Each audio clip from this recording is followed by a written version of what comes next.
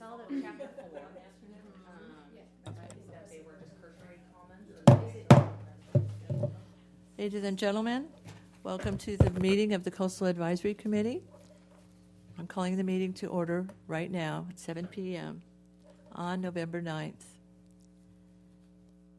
I see them right out here. We have Boy Scouts of America in our audience this evening. I'm wondering if all of the Boy Scouts would like to rise and lead us in the Pledge of Allegiance.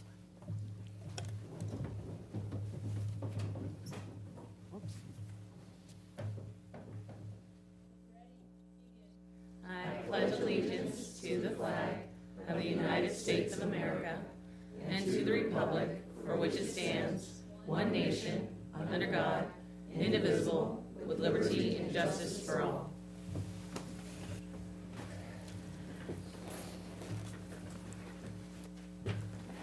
Thank you very much. Well done.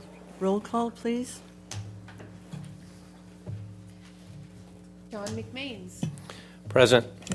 Michael Smith. Here. John McWigan. Present. Joseph Zibron. Here. Doreen Campopiano. Present. Chair Ambrose. Present. And for the record, Nick Gates is absent at this time. Alrighty.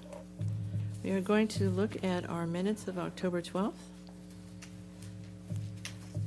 If you've reviewed the minutes, does anybody have any comments about the minutes? If not, I'd like a motion to approve. I'll move that we approve the minutes of the October 12th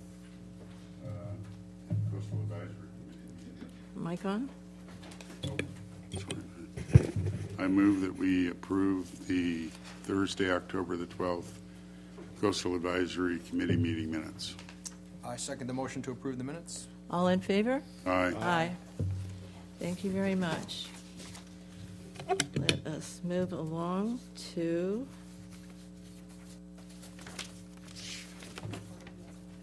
public input. I see we have members in the audience for public input. I have 3 cards who would like to speak. Those of you in the audience who would like to share information about an item not currently on our agenda are welcome to come to the podium and speak to us for 3 minutes about whatever's on your mind. If you've not filled out a card, we're going to ask you to. You can fill one out at the back table and kindly hand it to our secretary, Eileen, right here in front of you in the green sweater. So with that, let me start and call Zach McDormand to the podium, please.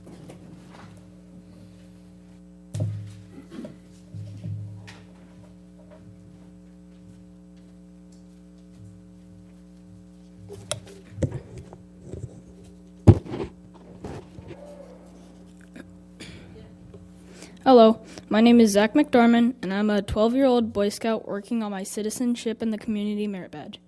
I hope this experience will help me grow as a young citizen. First of all, I would like to thank you for having us, and we appreciate your civic duty. I would like to address the committee about beach pollution and community outreach. To begin with, regarding beach pollution, I would like to know what young people like me could do to help. Secondly, I understand that you want to get the message out to the community, and I think you should come talk to the kids at my school because I think it is important to make an impression on young people, and we have many young people at our school.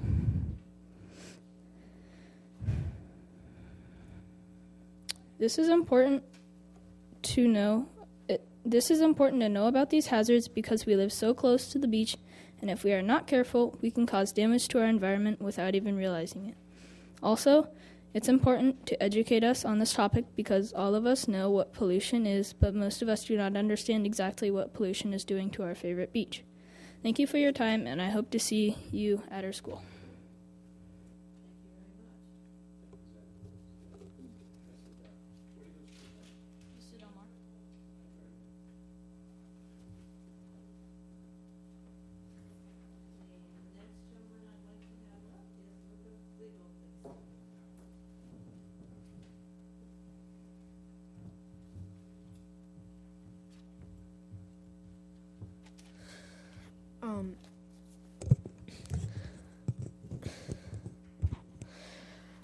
Hi, my name is Luca Flegel. I am a 13-year-old Boy Scout working on my citizenship in the community merit badge, and I would like to know what is being done to help the pollution on the freeway to be cleaned. And I understand that there is an Adopt a Highway program, but I do not feel that anything or little is being done.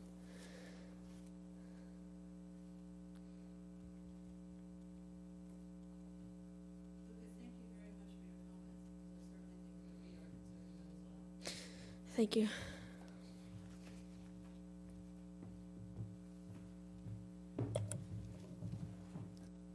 Next, may I have Jake Elves?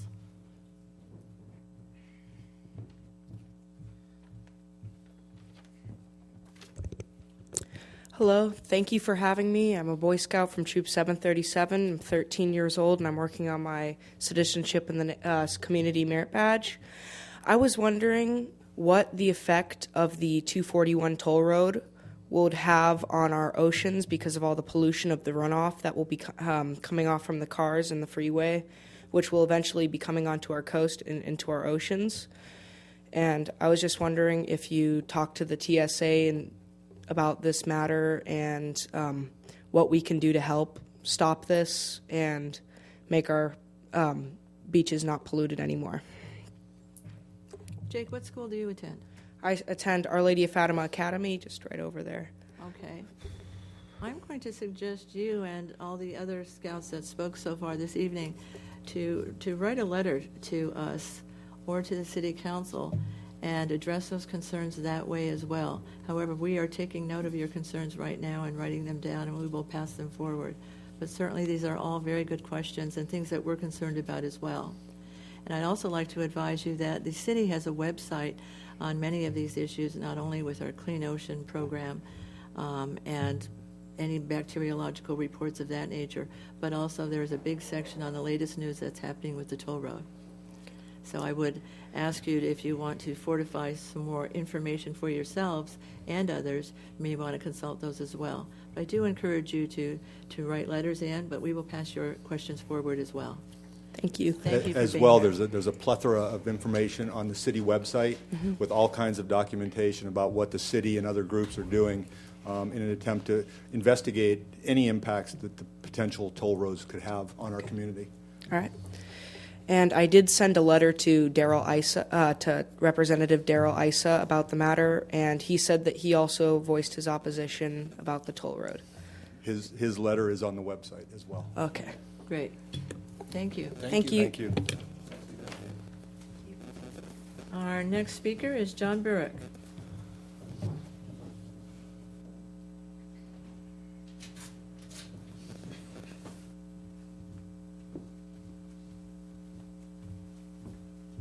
Hello, I'm John Burek. I'm 17 years old, and I am a Boy Scout for Troop 737, and I'm working on my citizenship in the Community Merit Badge. And I was looking at the what you guys were going to be talking about tonight, and something that caught my eye was restoring the quality of the coastal water and ensuring proper and efficient use of beaches and coastal areas. And a question that I had about it was, how would you guys raise public awareness and promote positive environments? And when I was looking through that packet, I didn't really see how you guys would be doing that. And I was just wondering, how would you guys be promoting that? Okay. Thank you very much. We have a whole host of ways we promote this information. In fact, our speaker will be addressing those issues when she comes up, who is a city planner, Mrs. Amber Gregg. We ourselves participate in Earth Day that the city sponsors, along with the Watershed Task Force and many other organizations. We also sponsor and work with the Coastal Cleanup Day, and it's an International Coastal Cleanup Day. We just finished that in September. But as frequently as we can, we put in PSA, public servants announcements, in the newspaper regarding key issues of import. And again, as Committee Member McGuigan mentioned, we have all kinds of information on the city website on resources to use, how you can get involved, what activities are going on coastal issues. Okay, Oh, I also had a question because younger kids like myself in high school don't really know about it and don't really go out of their way to look on the website and stuff. Maybe getting it into the high school and telling the high school about it so they know also and the kids know so they can start helping too. I think that's a great idea. I will note that down and be sure we send communications to all the local schools Okay, to let thank them you. know. Which high school do you go to? I actually currently go to Los Alamitos, but I used to go to Mission Viejo High School. Okay. You may, at San Clemente High School, there's the science teacher, Mrs. Kerr. Regularly, she and her, they apply for a grant through the Clean Ocean program, and we usually approve those grants. And she uses those grants in her science classes for their kids to go to the beach and take water quality samples. And actually, the water quality, and they give us a presentation once or twice a year on how those samples are coming out. And what they do is we actually use those samples, and we actually can use them to compare with the sampling, the water quality sampling that the County of Orange does, to mimic and also provide coverage and get an idea of what the water quality looks like in between the county sampling. So Okay. there is stuff going on at San Clemente High School, but I agree it's something that it needs to be more than just San Clemente. It needs to be the whole area. Yeah. And I was just going to mention that if there is interest in your school, that there are all other nonprofits that have resources available for you. So, for example, the Surfrider Foundation, they have a Surfrider youth group that you could start in your high school, and they have a bunch of resources of how to form the group, issues, and they have a lot of materials to educate yourself about, ocean pollution, water quality issues, et cetera. So that might be something that you might look into, and that way you can, get it involved at your school. And then, like John mentioned, a lot of these high schools do have, if it's not a Surfrider group, it could be just an environmental group. I think, what's the one at San Clemente High that? Club Zizu. Clubs. Yeah, maybe contact some of them and see what they're doing, and maybe promote, what they're doing at your school too. Okay. All right, thank you. Thank you. Very well done. That is our last speaker. Does anybody else wish to speak to address this committee on any issue? Susan? Yes? Can I comment? Yeah. Because I'm Cynthia Mallett, and I manage the Clean Ocean program, and I'm happy to come to give a presentation to the troop about water quality and pollution sources and how we can all prevent that pollution from reaching our waterways and our beaches. So I have a business card. If you want to contact me, I'd be happy to come give a presentation to your troop. Okay? And Cynthia, maybe in addition to just the troop, some of the other young men who were up here asked if you could come, or somebody could come to the schools. Might you be available to do that as well? Yeah, I do go to some of the elementary schools, but we can further talk about possibly other schools that groups that I could reach out to as well.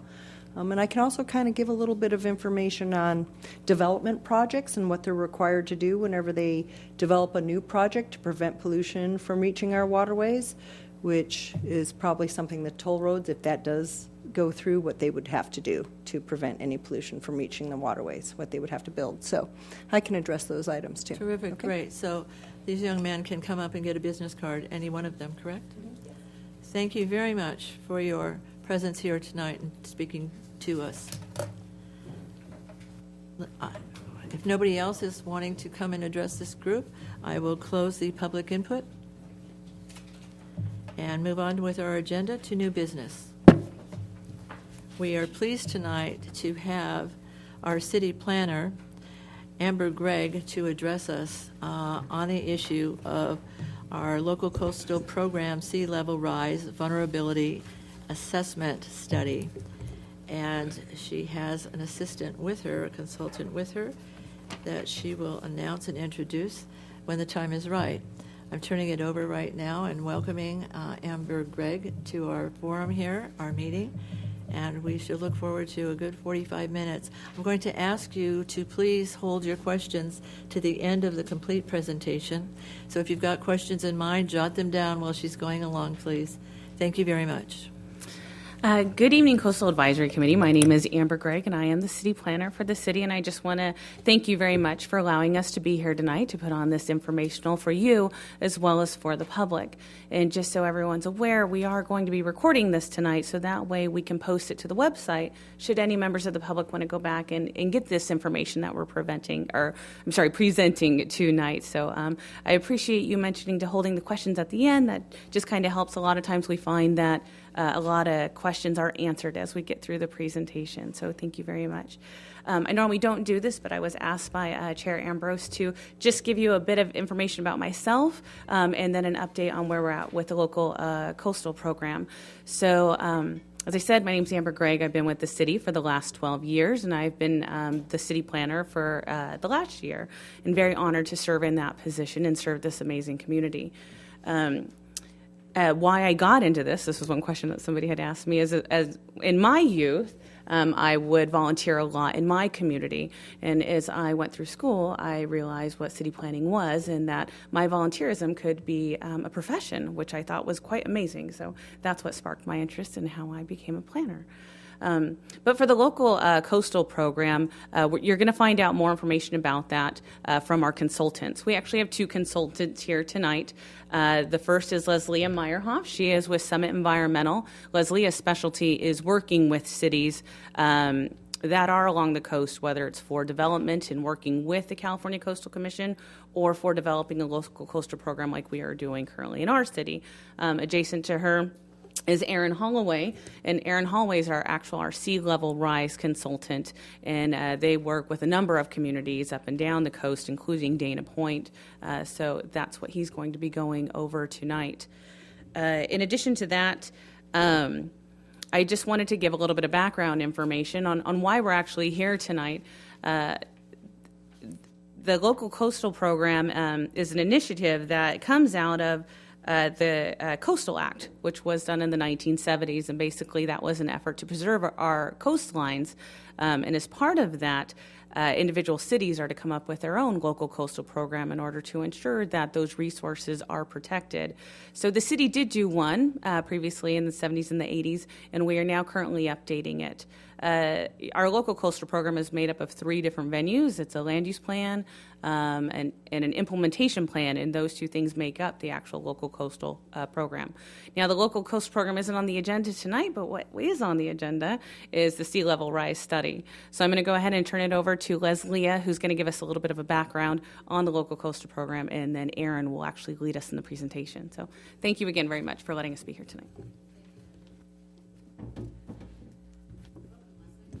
Thank you. Good evening, Madam Chair and committee members. You heard the introductions to myself. We've also got here tonight Aaron Holloway, who's with Moffitt and Nickel, and he's the lead coastal engineer working on the sea level rise study.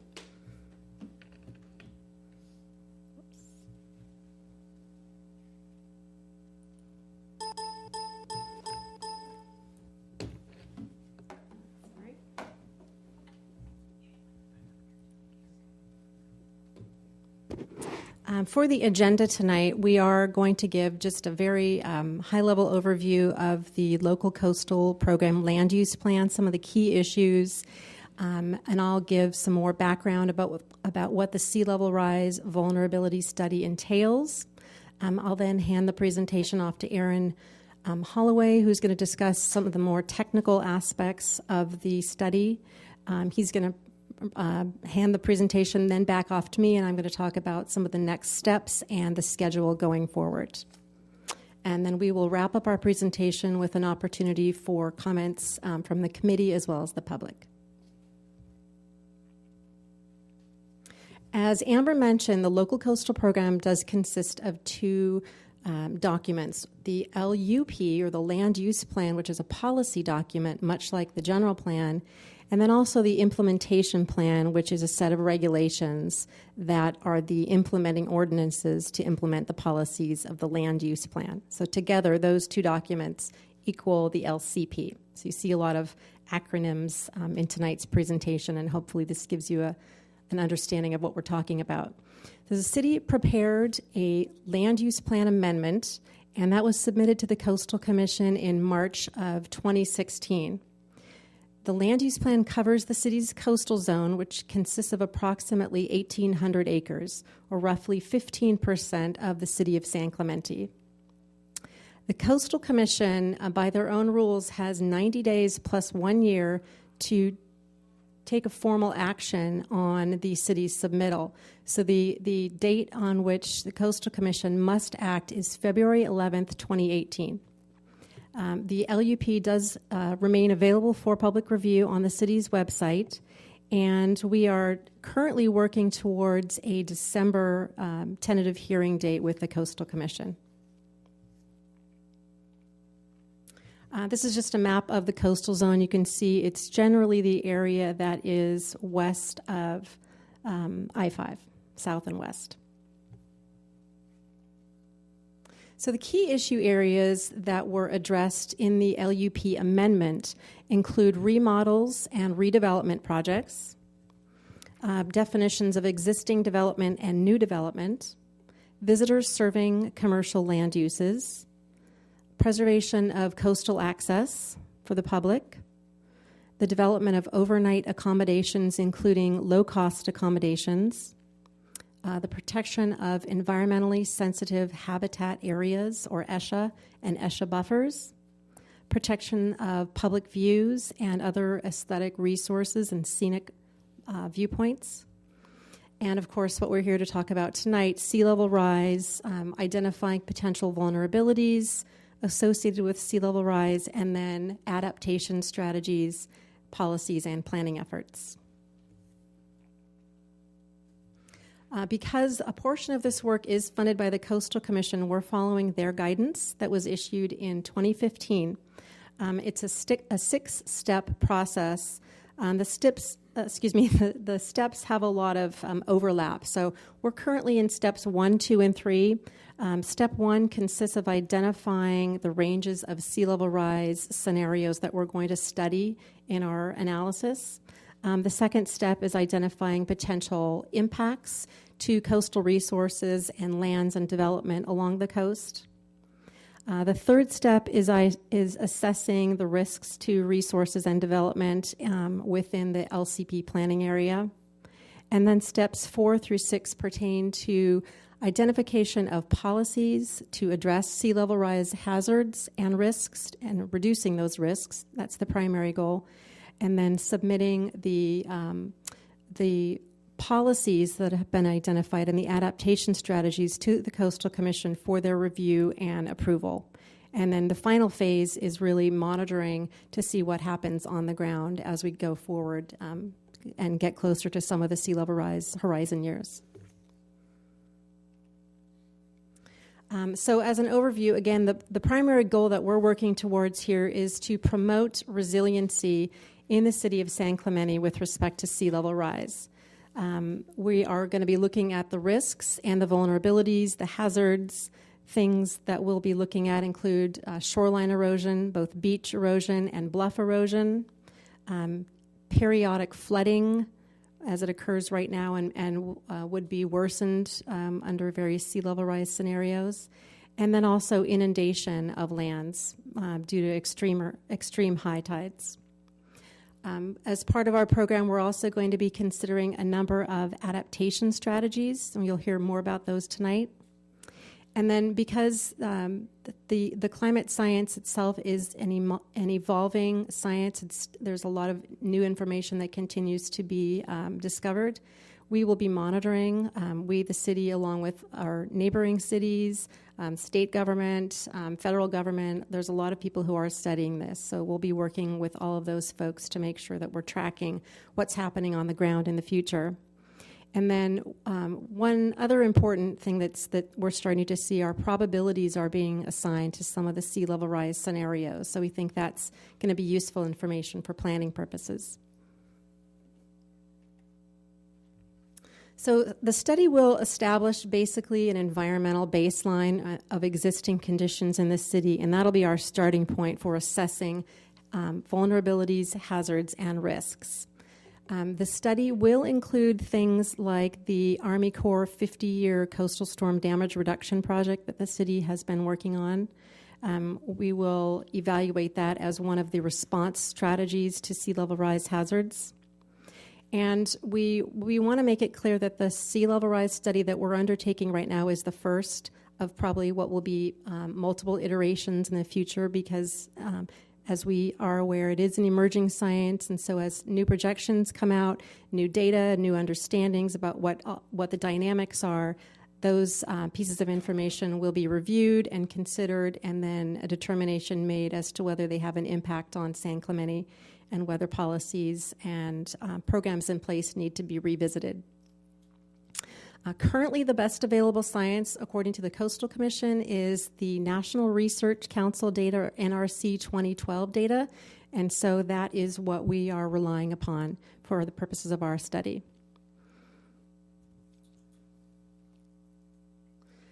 Again, the primary goal here is to build resilience into the community so that as sea levels rise, the city has a better ability to be more resilient to them and to resist the hazards and the risks associated with sea level rise. And in terms of adaptations strategies that are available, they're generally categorized into three classes, which are listed here. The first one is protecting, the second is accommodating, and the third is retreating. And at this point, we are considering the full range of options as part of the city's toolbox, which provides the city with a maximum flexibility to respond to conditions in the future. And with that, I'm going to turn it over to Aaron Holloway.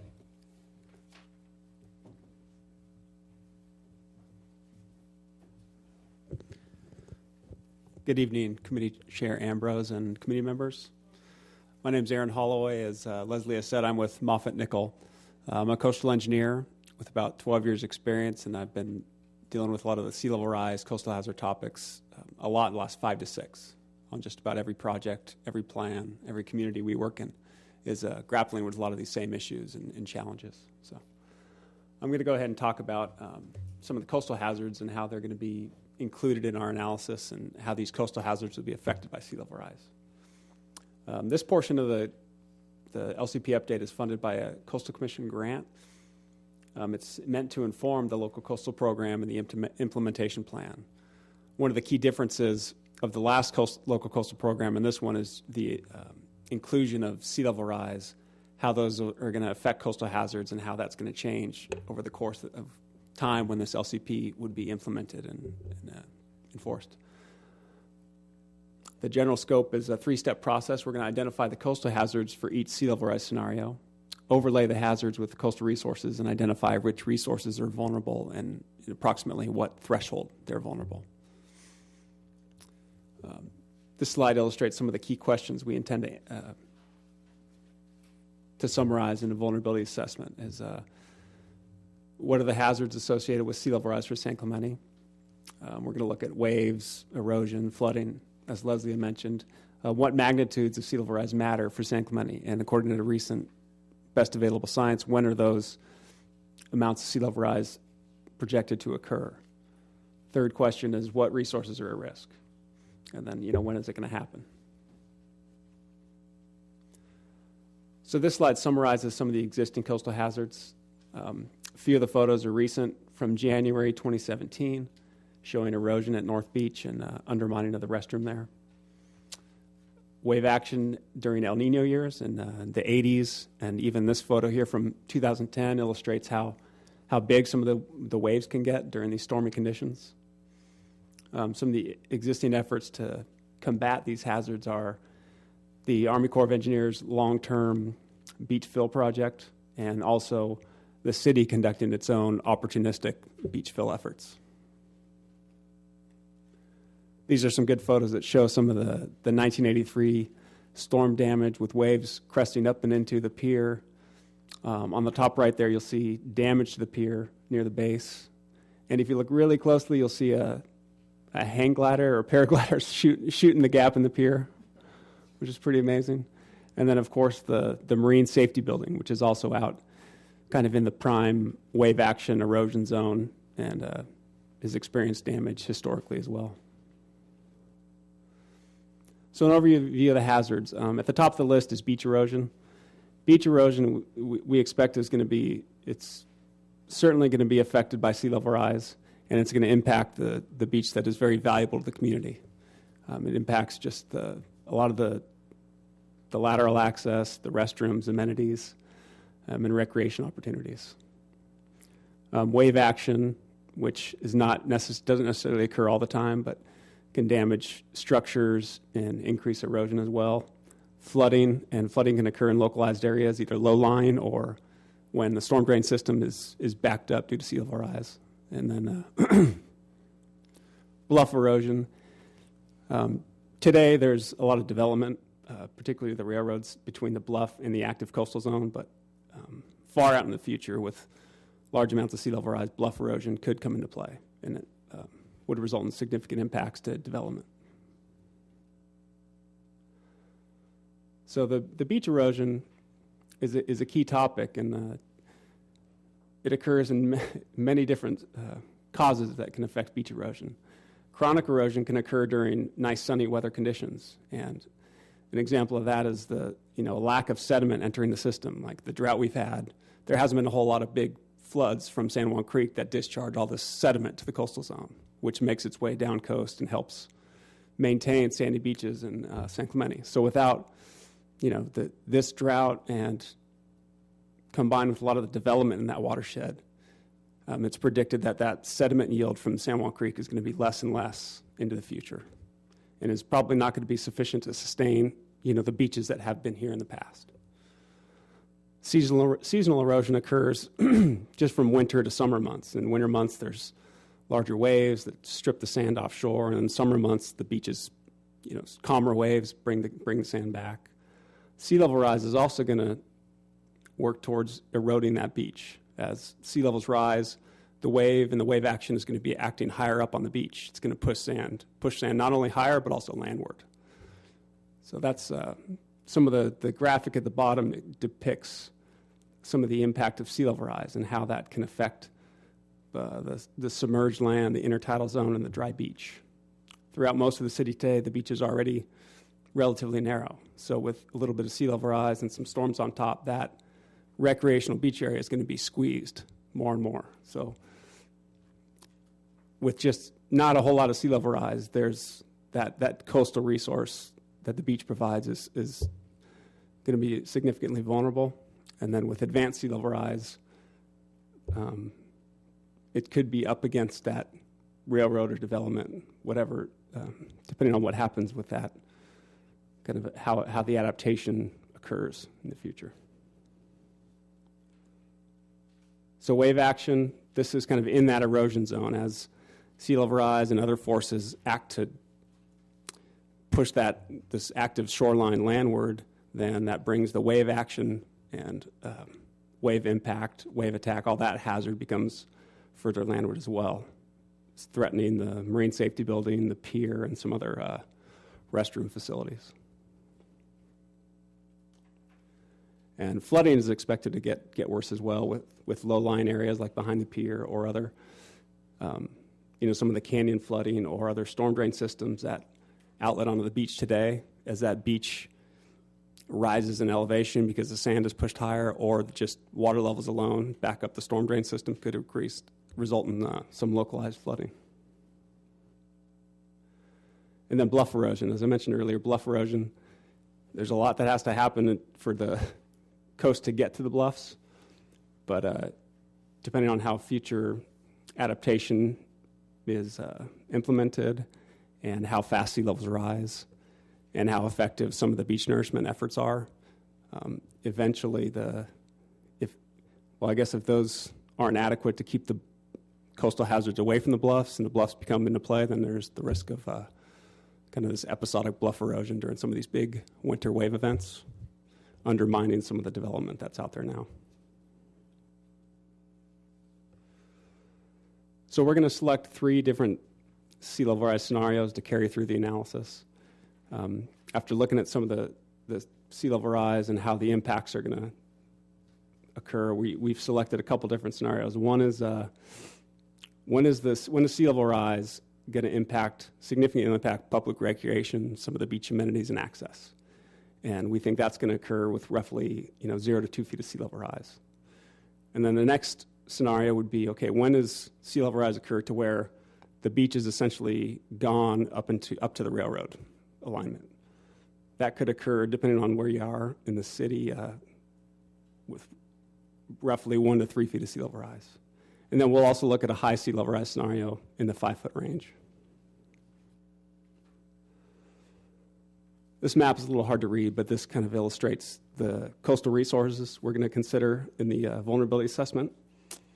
You can see the thin band of brown areas, the beach. The stars are the public access points. And then the tiny red boxes are restrooms and stuff along the beach areas seaward of the railroad. And then the pier is there, and then also a few bluff top developments called out along there. So, as Leslie had mentioned, the sea level rise projections are evolving. There's a lot of different models, a lot of projections. The state of California has an Ocean Protection Council science advisory team.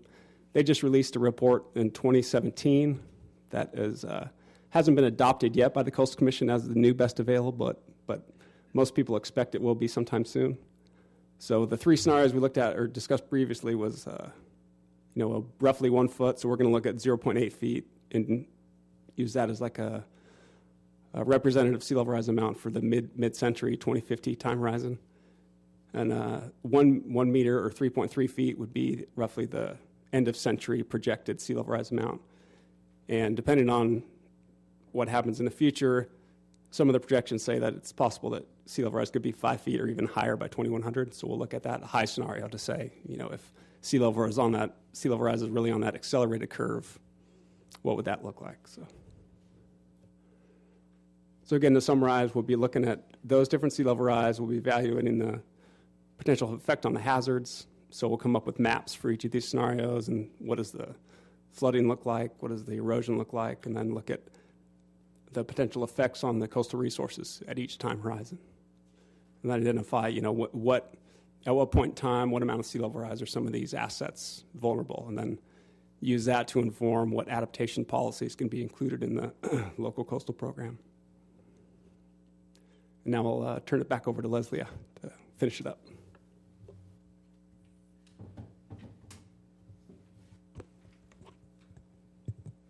So the question is, how do we get from being concerned about the vulnerabilities in the city to sea level rise to doing something about it? And the primary mechanism will be the local coastal program, starting with this sea level rise study that we're just undertaking now. Tonight's public meeting, there will be future opportunities for public involvement as well. There's an educational and informational component that's going to be important in terms of getting the message out about what the predictions are, what assets are at risk, what are the vulnerabilities, and what can we do about them. As you've heard from Aaron, there are a lot of complex dynamics at work here.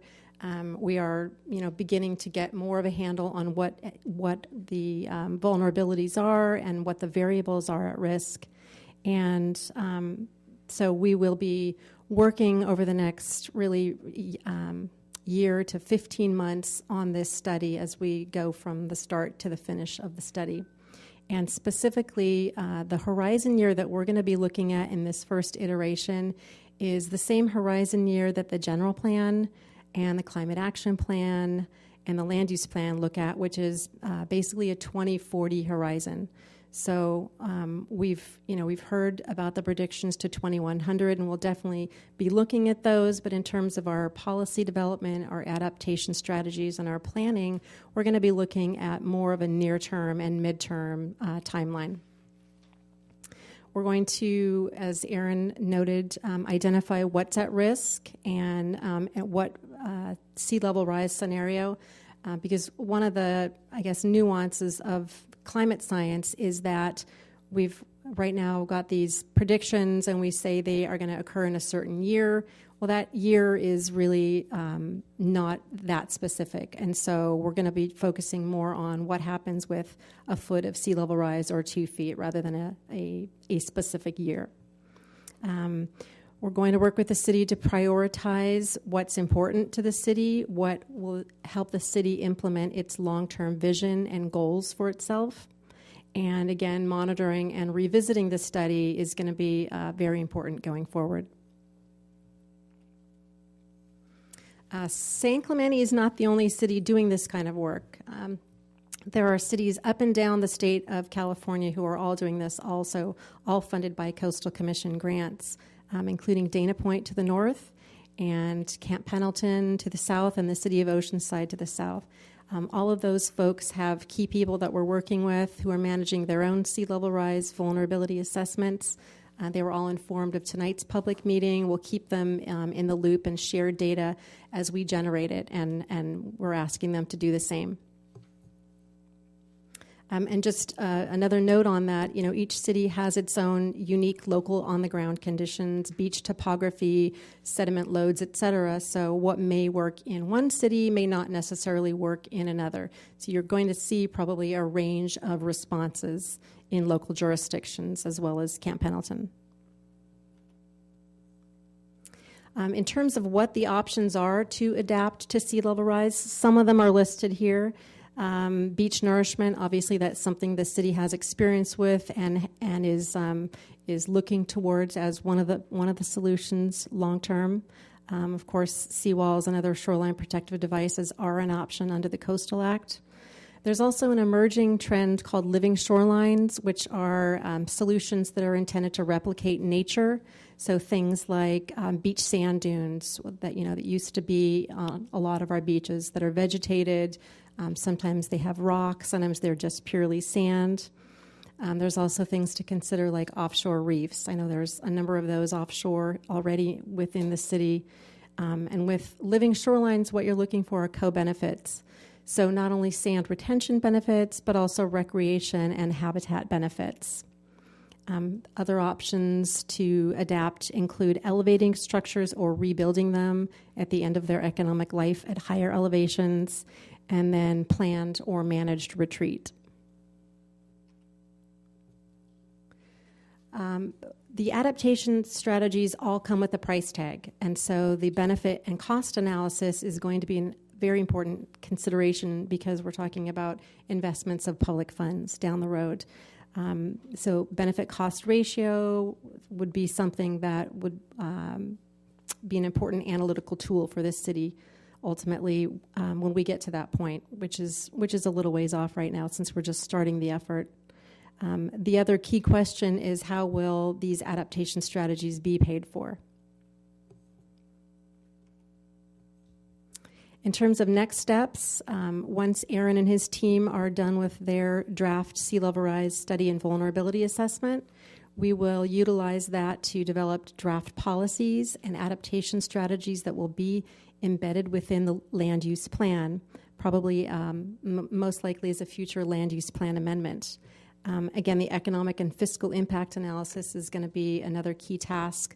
We haven't started on that yet, but we see that down the road as an important item as well.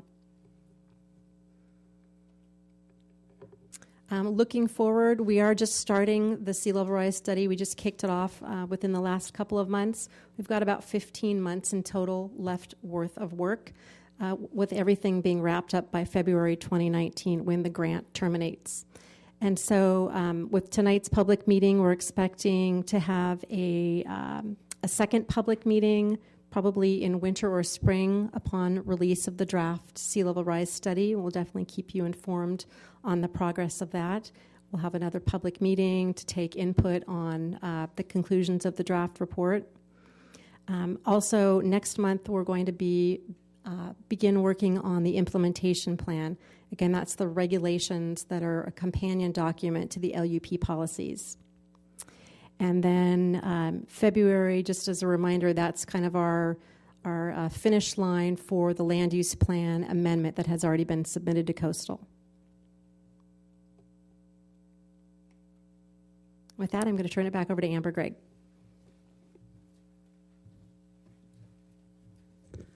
So that concludes staff's presentation. I did want to note that the city's website does provide additional information, not only on this presentation, which will be posted to that site, but the LCP process as well. So for any questions or to provide comments, there's an email address there where people can submit that information to us. But that concludes staff's presentation. Thank you for letting us present here again tonight. The goal of this is to extract some information from the Coastal Advisory Committee to see, based on the information that you have so far, if there's additional information that we need to look at, and to hear any comments from the public also. So thank you very much. Thank you, Amber, very much, and Leslie, and Evan as well. Aaron, I'm sorry. Forgive me. Do my committee members have any comments, any questions, any additions? Looking for lights on. Joreen. Yeah, so I had a couple of questions that I wrote through when I was listening to the presentation. And the first was about the baseline conditions and establishing those existing conditions. And I just want to hear a little bit more about what that means. Is that just a one-time survey, or is there going to be sort of periodic surveys of the coastline? Or what is it that you're talking about when you...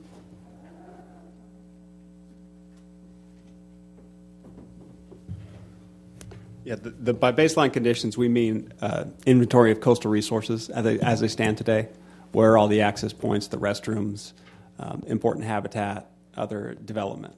Okay. Essentially, and then we'll also look at, what do the coastal hazards look like today? What does the storm event look like today?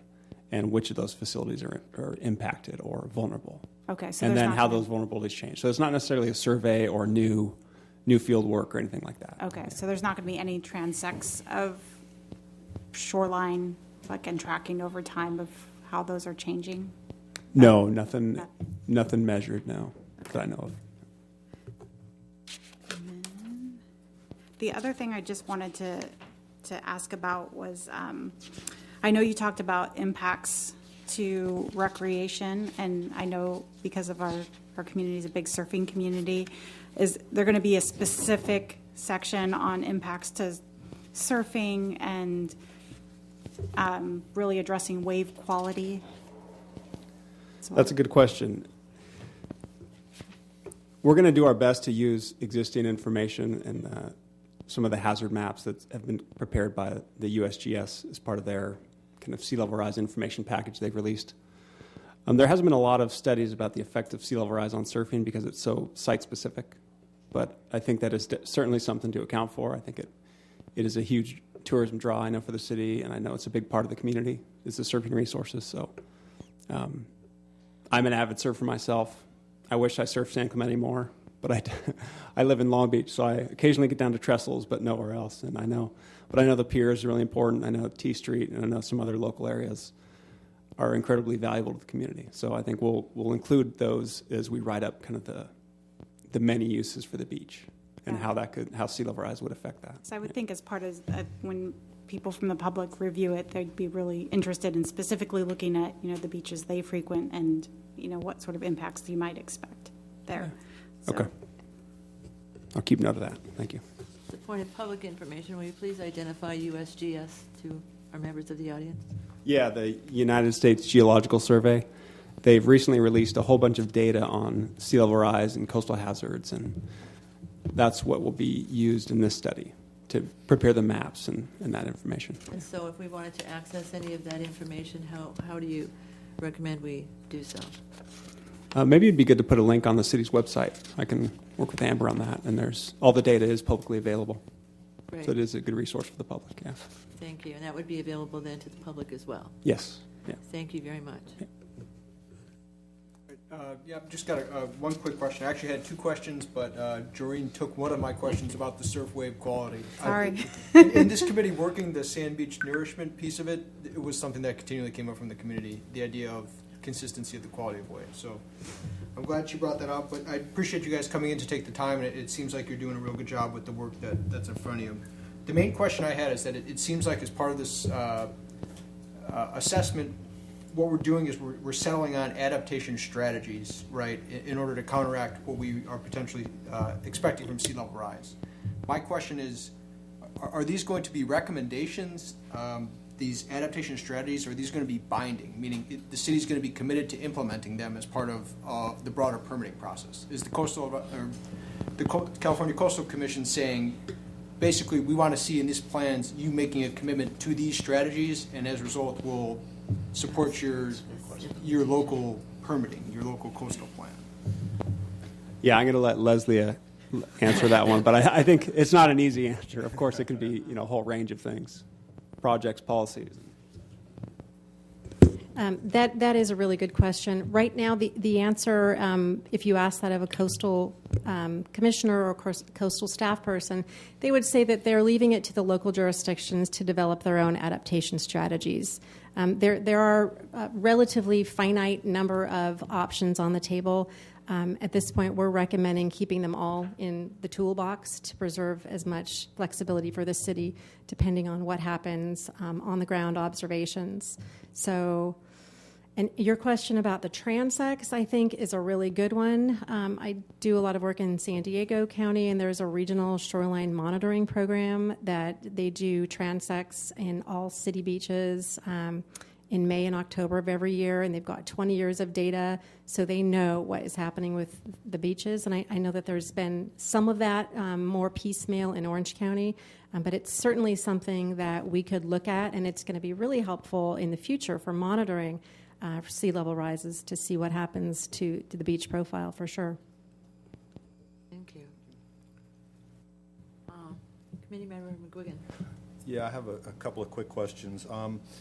Number one, in thinking about large stakeholders that could have potential impact, you talked about the railroads. How are Amtrak and other large stakeholders along the coast looking at this, and how are they involved in the study and in the work that you're doing?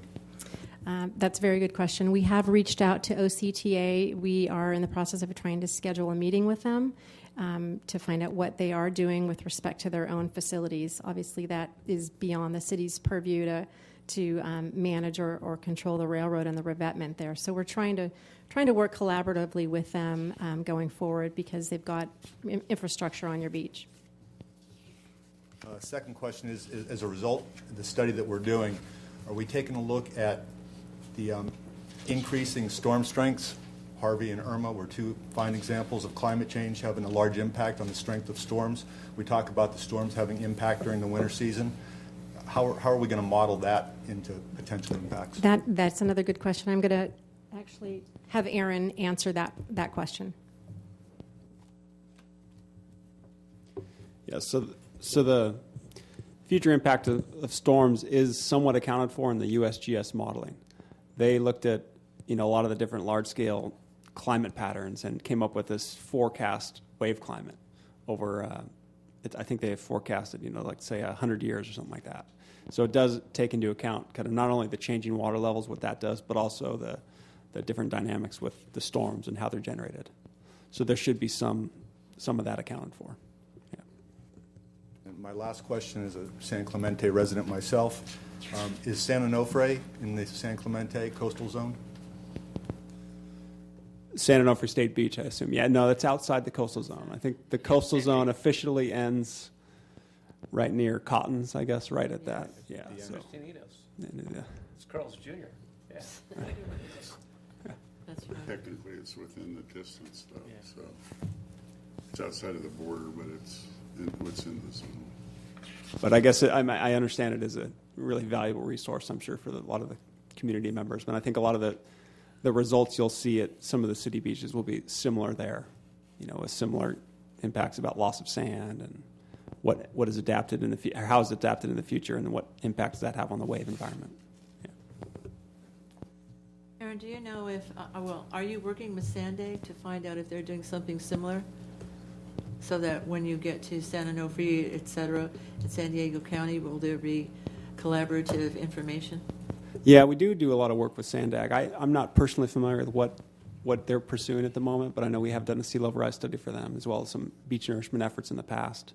I do know that the California State Parks at Doheny State Beach, they put in an emergency revetment, I think, in 2 years ago during the big El Nino. So they're working through a process with the California Coastal Commission, coming up with a hazard mitigation plan and how is their park going to adapt to sea level rise.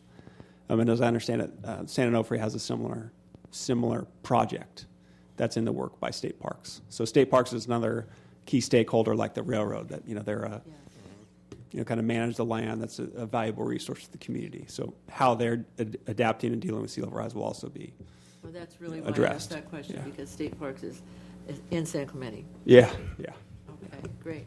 Thank you. Committee Member Smith. Your light Thank is you. on. I have some questions, but they're not very quick. I think I'd like to start with, is there a recorded sea level rise? Do we know whether or not the sea level has risen in San Clemente? There's not a tide gauge in San Clemente, so a lot of the sea level rise patterns have been observed at Los Angeles tide gauge. Newport Beach doesn't have a really long tide record, so it's mostly between Los Angeles and La Jolla are two of the most longest recording tide gauges.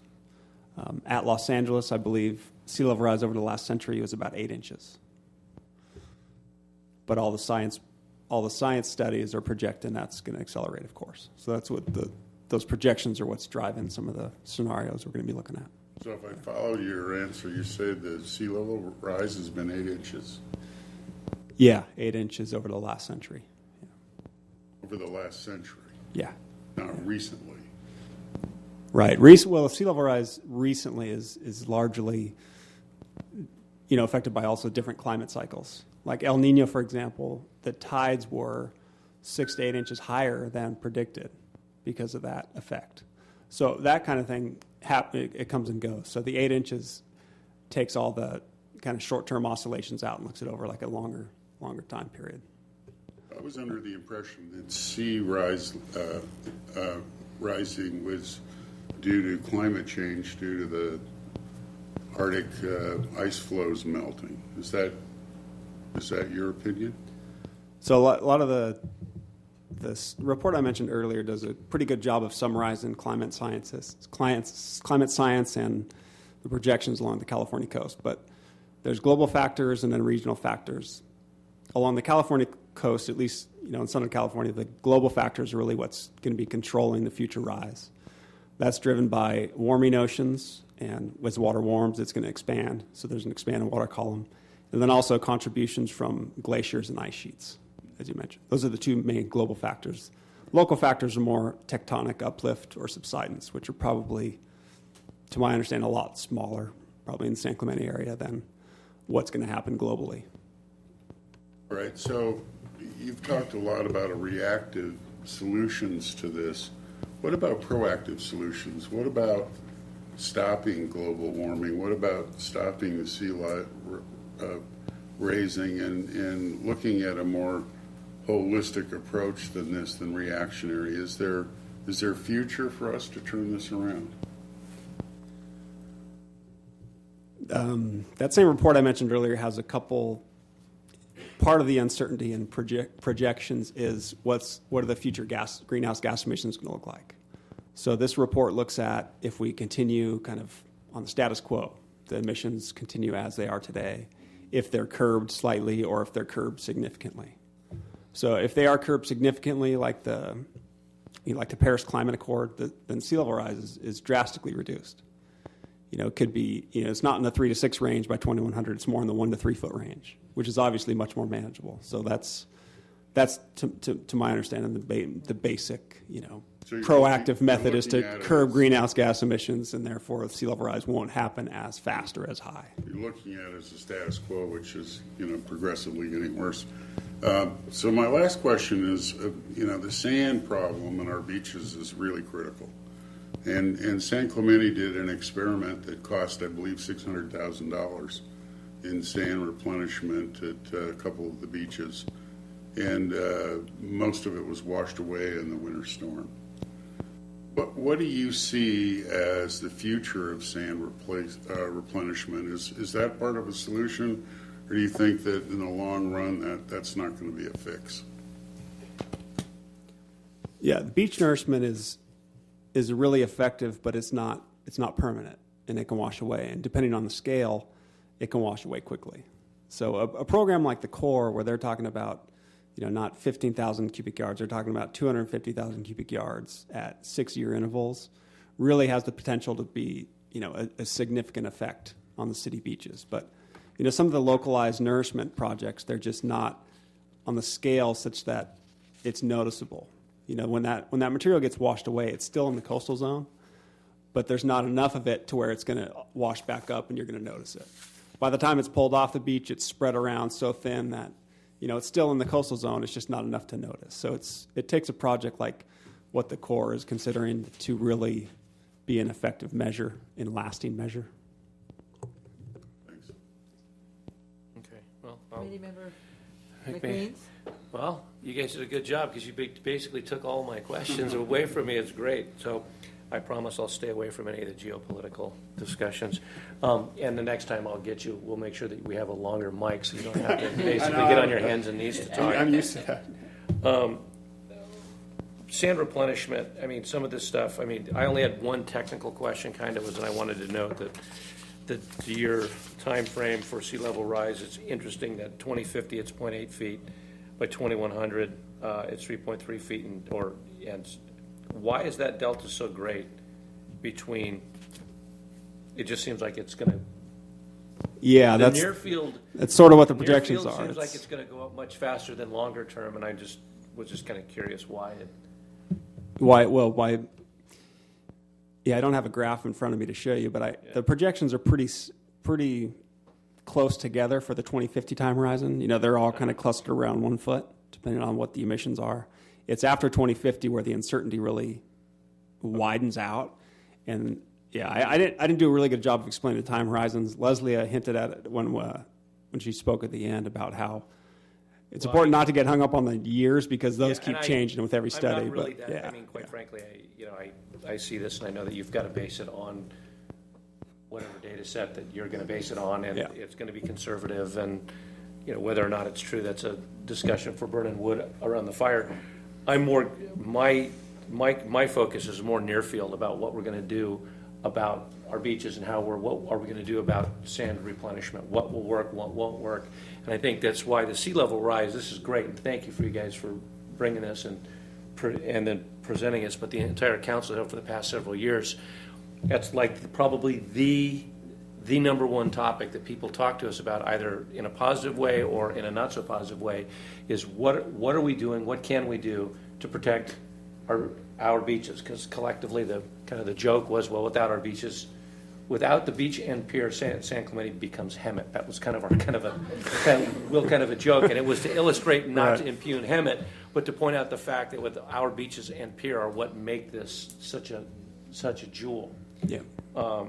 And to that, there was one of the things that we talked about earlier, or that you talked about the living shorelines and some of the structures. There's been, let me make it short. Has the California Coastal Commission, in your opinion, changed their strident stance on structures at and in the tidal zones, given the fact that beaches are now not vanishing a little bit, but vanishing a lot? My experience with the Coastal Commission they've always challenged structures in the coastal zone, and now with sea level rise, that's a big factor they're bringing up in every project I'm involved with. They can, in some cases, they can't just, they don't get to do whatever they want. They're subject to the commissioners and how the commissioners vote on this project or that project. So sometimes you get different feedback from staff than you get from at different levels of Coastal Commission. But one of the things they've been doing regularly is they've been limiting the permit length, the longevity, so they may give a permit for 10 years, not 50 years like they did in the past. And that the permits are subject to renewal, and then the renewal theoretically says, okay, well, you got to come back to us again to get a longer duration of the permit. And a lot of these issues are being challenged in court, and there's a lot of legal complications with that as well. But yeah, Coastal Commission, they still have a really firm stance against structures. And the reason I ask that is because ultimately one of the things that will come full circle in the discussion on how we save our beaches from people that are my age, as we grew up in an era, I grew up when Newport Beach didn't have jetties. And West Newport they were losing their beach.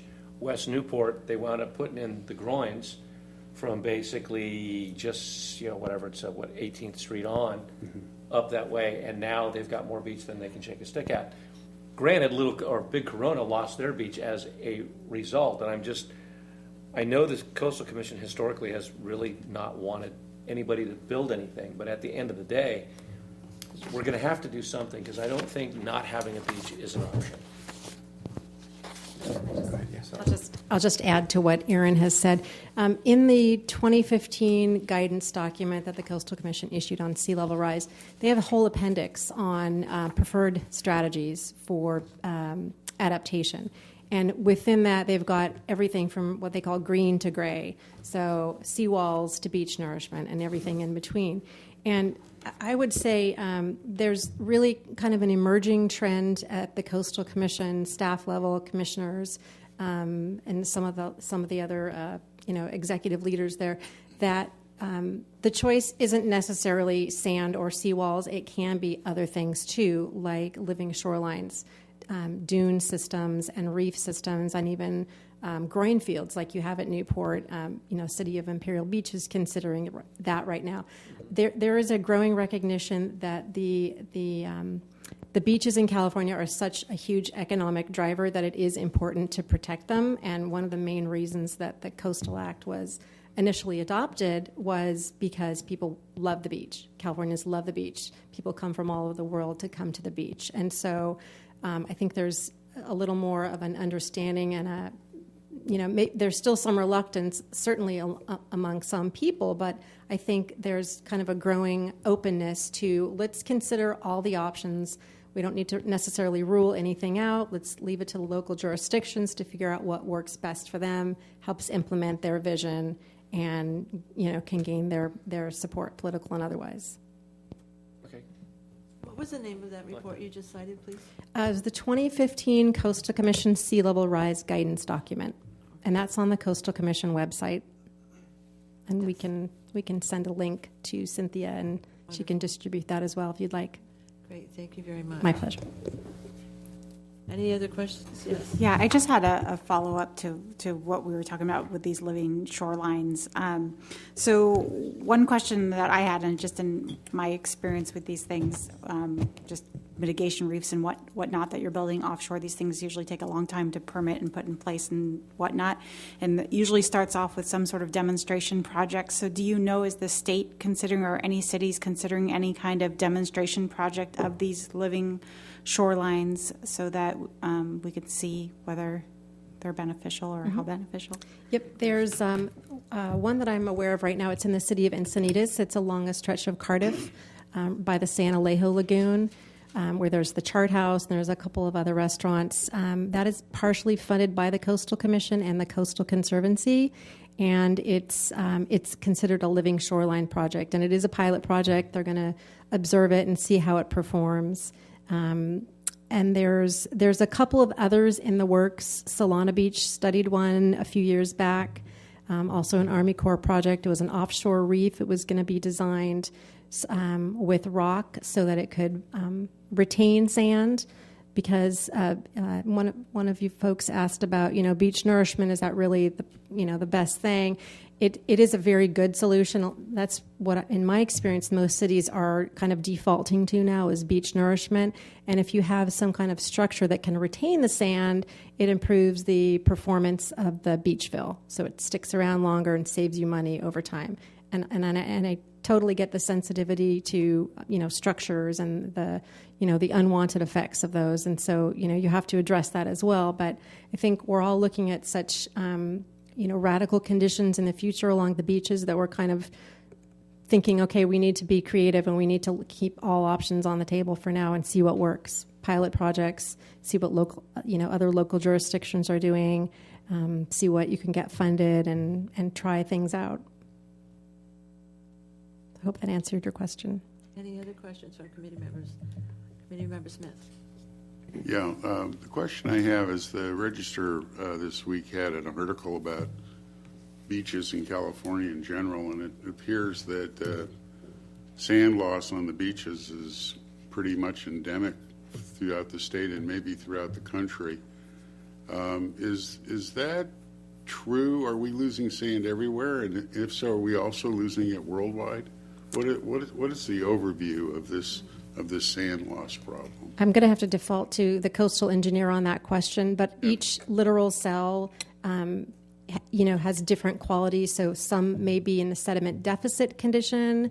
Others, let's say in like Northern California, where there aren't as many developments, blocking the sand supply from getting to the ocean, they might have a sediment abundance, if you will. And so they could have like an accreting shoreline, a growing shoreline, whereas mostly in Southern California, you have chronic shoreline erosion because of the lack of sediment from railroads, freeways, upstream water retention devices for our water supply. So there's a lot of dynamics at work. What's happening now in terms of trying to find sand is they're going offshore and they're tapping into ancient beaches or relic beaches, sand deposits that they're finding through LIDAR surveys. And so they're using those sands to replenish the sand that otherwise would have come to the beaches naturally, but for these structures that are there now. Is there any credibility to these sort of urban myths that I've been hearing about sand loss, that it comes and it goes, and we've had this before, and then the sand came back, and this is a cycle rather than an ongoing loss? Or what's the current thinking on that? Is there a possibility that this sand loss could actually come back with storms, or what do you think the take on that is? Well, in general, when you put the sand on the beach, it does, wash offshore in winter, back onshore in summer, in sort of a zigzag pattern, north to south or south to north, depending on the prevailing current. But once it gets a certain distance offshore, it's beyond the depth of closure. That's a technical term, but basically that sand is then lost and will not likely make its way back to the beach. So sometimes littoral cells have canyons. The sand ends up in the canyon and it's gone. You can't really recover it. So there's ways to prevent that from happening. But Aaron, is there anything else you'd like to add on that? Yeah, I can add a little bit of the history for San Clemente. San Clemente is unique because it's the northern end of a littoral cell. So there's not a whole lot of beach up coast of San Clemente to erode and supply San Clemente with sand. You're awfully close to the Dana Point headland is basically it blocks all sand, and then the Laguna coast is basically just bluffs. So there's not a whole lot of sand coming into the system except for San Juan Creek. And San Juan Creek is what, like in 2005, I think there was a big flood. A whole lot of sand entered the system. And then if you look back at Google Earth, it's pretty clear to see, the beaches were wider for, the next 5-6 years. But since then, since like 2010 and then even this recent El Nino, there hasn't been really big floods on San Juan Creek that discharge a whole bunch of sediment into the coastal zone. So that's kind of what is largely driving the local trends, and if we have sand, if we don't have sand. Yeah. Oh, yeah. I don't know about more than it has in the past, but it certainly is the primary source of sediment for the city naturally. As well as other things that factored into historic beach width was dredging of the Dana Point Harbor, placement of that sand on the beach. There's also a few large scale, I think a couple 100,000 cubic yards of sand from Camp Pendleton were trucked up and placed on the beach. I think that all happened, in the 80s or earlier. So there hasn't really been any nourishments either. So it's just been dependent on the natural, discharges from the San Juan Creek watershed. Thank you. Any other questions from committee members? I'd like to just add a comment from myself here. Undoubtedly, the major question I get is about sand replenishment, not only for the aesthetic reason, the recreational reasons, but economic reasons for our city as well. So we have business people that are concerned what's going to happen to our sand. What about my business? There are developers, there are restaurants, there's hotels, there's motels, there's all kinds of inns. Not only that, it's state parks is affected by the campground. It's the largest state park in California. It has over 1 million visitors a year, I'm told. And that is a whole crush of people using our beaches. And as well as that, I mean, we've got several people who require recreational use, not only for their therapies, but for their pleasure. That's why they've moved here to begin with. And hence, we have the international influx of tourists who come and visit our lovely beaches. So sand replenishment is number one on the list of concerns that I get from members of the public. And I'm sure many of our committee members feel the same way. And I think probably people in the audience have opinions about that as well. And I know it's high on the priority list of our city council, as they've indicated as well in the past. And Amber, you would know more about that, and you could probably chime in there. But I think at this time, if there's no other questions from our committee members or Cynthia, our staff person, let me open it up for you to accept questions from the public as you offered to do. So if there's any member of the public who has a question regarding this topic for our guest speakers, now is the time to raise your hand or come forward and please announce your name, the city you live in, and address your question clearly. My name is Veda Chappell, and I'm here as a member of the Citizens Climate Lobby, and we are a nonprofit, nonpartisan advocacy group, and we have a chapter here in San Clemente. Here's our chapter chairman. And I know that we've been talking about the causes and the effects of this sea level rising, and I think it's kind of important to also address something very positive, which is mitigating the causes. And I would like you to, consider joining us. We have a wonderful piece of legislation, bipartisan. 30 members of the House of Representatives, or the representatives, have signed on to it. And even Darrell Issa is part of the caucus. But we would love to create more pressure to get these people to really speak up and change this. So we have a meeting this Saturday at 9:30 at the St. Andrews by the Sea United Methodist Church. We meet in the Fellowship Hall. And what's kind of unique about this legislation, it's a carbon fee and dividend. So there is a carbon fee, but it's not a tax because it's a dividend that is actually given back to everybody as a direct deposit, whatever. So that it actually, there has been an independent study done on this that proves that it is also an economic multiplier once it's back in the system. So we have a great website, Citizens Climate Lobby for you to check out. Would you kindly fill out a card at the back and pass that information along to our secretary for our records, please? Do you have a card? Yes. No, you fill out one of our one of the cards. cards. We did. Oh, okay, great. Thank you. We both did. Yes. I'm sorry we were late. Okay. Oh, okay. Thank you very much. Okay. Do you have a card, though, that you could share the information with? Yes. Website and stuff? A business card. Yes, we do. Susan, I could give them my business card and they can share That would be wonderful. that information with me. Oh, they've got a card. Okay. I will Cynthia, say that if you'd like to do that, please.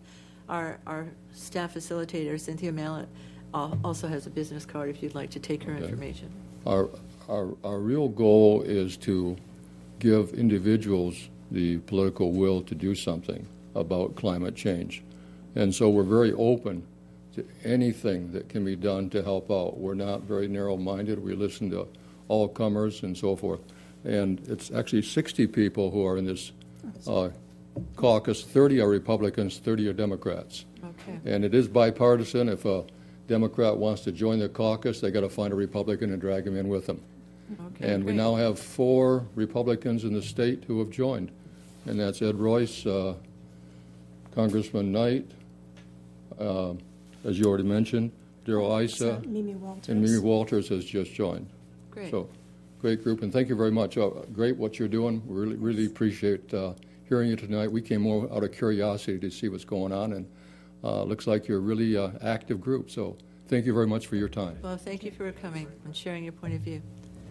Is there anybody else who has a question for our speakers this evening? Yes, sir.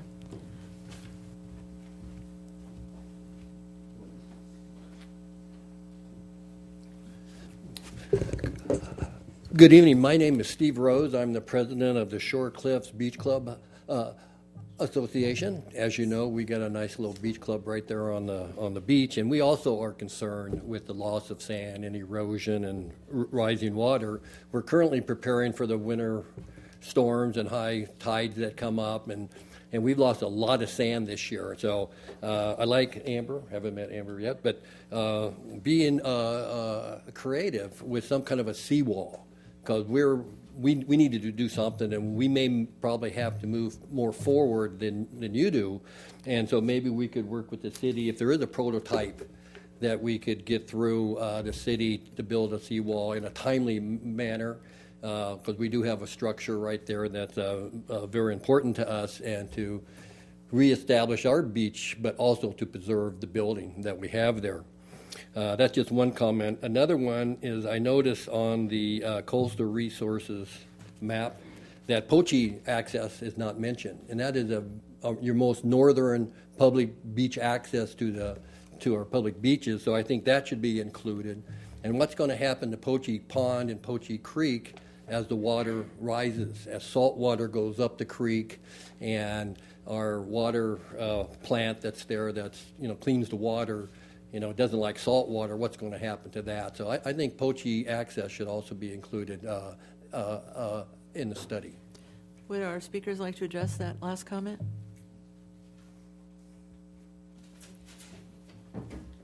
Thank you, sir. Sure. Thank you for your comment, Steve. The entire shoreline is going to be evaluated within this study, so we will certainly include the Poche Beach and the Poche Beach access as well. Great. Thank you very much. Any other questions? Good evening. Good evening. My name is Eric Anderson, and I represent the Capistrano Shores community in San Clemente. Would you mind repeating that in the microphone? My name is Eric Anderson, and I represent the Capistrano Shores community in San Clemente. We're 91 homes on the beach there, roughly just over $250 million of assets in the city of San Clemente. And we would also like to be included in this process and have an active seat at the table. We have a very, large stake in this issue. And as the city moves forward with the LCP process, we really want to be involved in that. And some of these conditions that are implied to the city through the LCP process put you in, in the middle between Coastal Commission and, for lack of a better word, doing some of their dirty work. That's how we view it, and it's difficult to protect our properties and get the necessary permits to maintain our seawalls and have the upkeep that we need to keep the home safe. So like to be included, and also would like to really focus on some of the comments that were made tonight about San Juan Creek and some of that sand replenishment. Yes, sea level rise seems to be an issue. There's a lot of scientific data to support that, obviously. I'm not denying that, but equally important is the loss of sand that's getting back down to the beach through overdevelopment upstream, and that forces the burden onto the homeowners who are on the coast. So we just want to make that sure that's balanced and well reviewed. So thank you. Thank you, sir. Do you want to address the question right now to the audience before members leave? I'm speaking to the speakers on what the best way is for members of the public to access upcoming meetings, upcoming hearings, or progress that you're making. If you would kindly do so. Thank you so much. Yes, thank you for allowing us the opportunity to provide that information. The best way is going to be the city's website. And if you go on the city's website, it works just kind of like a Google search, and you can type in sea level rise, local coastal plan is what you want to type in, and it's going to pop up. So that's the easiest. Otherwise, you can navigate it through the different long-range projects on there. So any of you who want to follow along and keep abreast of what's happening, that would be the best source. And then in addition to that, as Cynthia Mallett has already offered to be a conduit, she is in charge of our local coastal program, as well as Amber Gregg, our planning director. She would be a great resource for you should you have further questions. And you can call the city phone bank at, 366-8100? Yes, the general line is 949-361-6100, and my information can be found on the website as well. So. Wonderful. Thank you so much. Cynthia, do you want to iterate yours for the record? Your contact information, please. Sure. My contact information can be found on the website. My contact phone is 949-361-8204. Thank you very much. Any other questions from the audience on this subject, please? If not, I will thank our speakers very much for coming and briefing us on this very important topic as part of the local coastal program. We all intend, I'm sure, to keep in touch with you and follow along diligently. And thanks again. And we invite the public to track along with us. And should you have any other questions, you have our contact numbers, etc. Thank you very much. Thank you. With that, we will move on to our agenda. You are welcome to stay for the rest of our meeting if you like. Otherwise, do I want to what? I don't think so. I think we're going to move right along to our next item on the agenda, communications, with our bacteriological monitoring report. Cynthia, I will call on you to discuss that with us.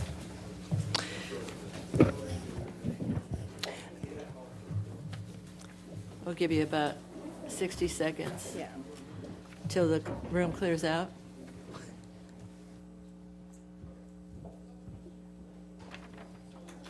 Aw. Thank you very much. Okay. You can see the bacteriological report here as requested by the Coastal Advisory Committee members. We have on the dates where there is a plus or minus 6 foot high tide, there's an asterisk next to the date. So for it's the October 6th to October 8th is when we had the plus minus 6 foot high tide. And there were, at Poche on September 25th and October 13th were exceedances, bacteria exceedances. That was the only date. We have noticed when we do see these exceedances, and that's not associated with higher tides, we've when the monitoring people are out there from Orange County Health Agency, they've gone upstream to do some investigations, and we found actually that there's a lot of sediment that was coming down into Poche there, and the UV plant was probably wasn't operating as it should due to the high turbidity levels. So as it's drawing in the water, it's also turbid water, so the lamps on the UV plant probably were not able to zap the bacteria as well as it should.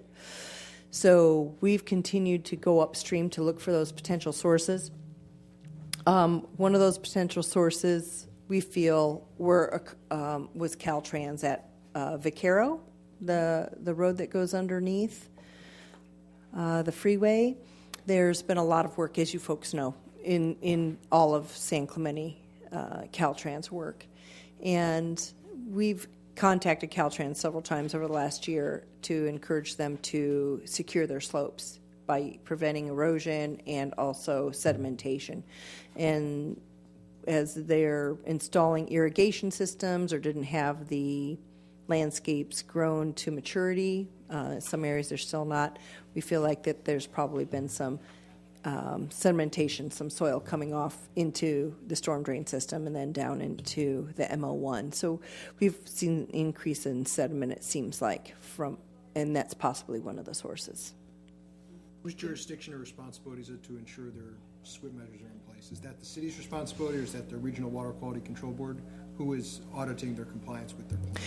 So the city, we do contact them and we let them know that we have photographs, we see sedimentation coming off of their slopes, et cetera. So they're usually pretty responsive, but they're usually pretty responsive to try and get those BMPs in place and in a short period of time. But really, it is a state agency, so it's State Water Resource Control Board actually probably has jurisdiction over actually making sure that they're implementing their stormwater pollution prevention plans. We just focus on if we see any potential sources. We do comment, and they have been pretty responsive to get those BMPs in place. Okay. Any other questions? Oh, Michael Smith, please.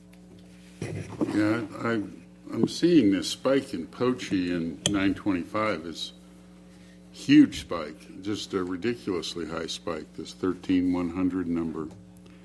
And, a few days before and a few days after, it's not nearly like that. So evidently there was some event that was horrendous on this. And I'm assuming then that this water test is pretty close to the outfall pipe of the filter? It is. These samples are taken about knee-high in the ocean shoreline, just outside of where Poche or Prima-to-Shaka Creek would actually discharge. Well, the way that Poche's working now is there's a huge sand berm, and any water that's being filtered is being filtered directly into the ocean. And so one would think that, as you said, that there might be a breakdown in the filter or something horrendous. I mean, that's an incredible spike. It's very high, and we feel that the UV plant was not operating, wasn't able to do its job due to the high turbidity levels that it was drawing in at that time. And for the Poche Clean Beach project, the UV plant, they do test water before they intake it, as they intake it, as it's been zapped, and as it's discharging. They sample in multiple locations. Now, this particular sampling data is just in the shoreline. So we do feel that probably on that particular day, because of the exceedances, that the UV plant wasn't operating correctly either, probably because of the high turbidity. But when you see that was on Monday, and then 2 days later, the shoreline, they go back and sample 2 to 3 days later. You'll see that the next sample is on September 27th, and those water quality objectives are being met. It's very difficult to try and find these bacteria sources. We feel like the sediment is a carrier for bacteria and other pollutants. It'll attach itself to the sediment. So that's why it's kind of a catch-22 when it comes to beach replenishment. I didn't want to bring that up, but I think it's something that we need to look at. We've got the Regional Water Quality Control Board telling us we don't want any sediment coming down the creeks because pollutants can attach themselves to it, and now you're going to cause potential health risks to recreators. But then you also want some of this material to replenish the sand or to replenish the beaches. So it's kind of a catch-22. Although some of it might not be the ideal type of sand, it might be clay. That's not sand. That's not what you'd want on the beach. So that's a challenge when it comes to the stormwater permit and the development component of that stormwater permit.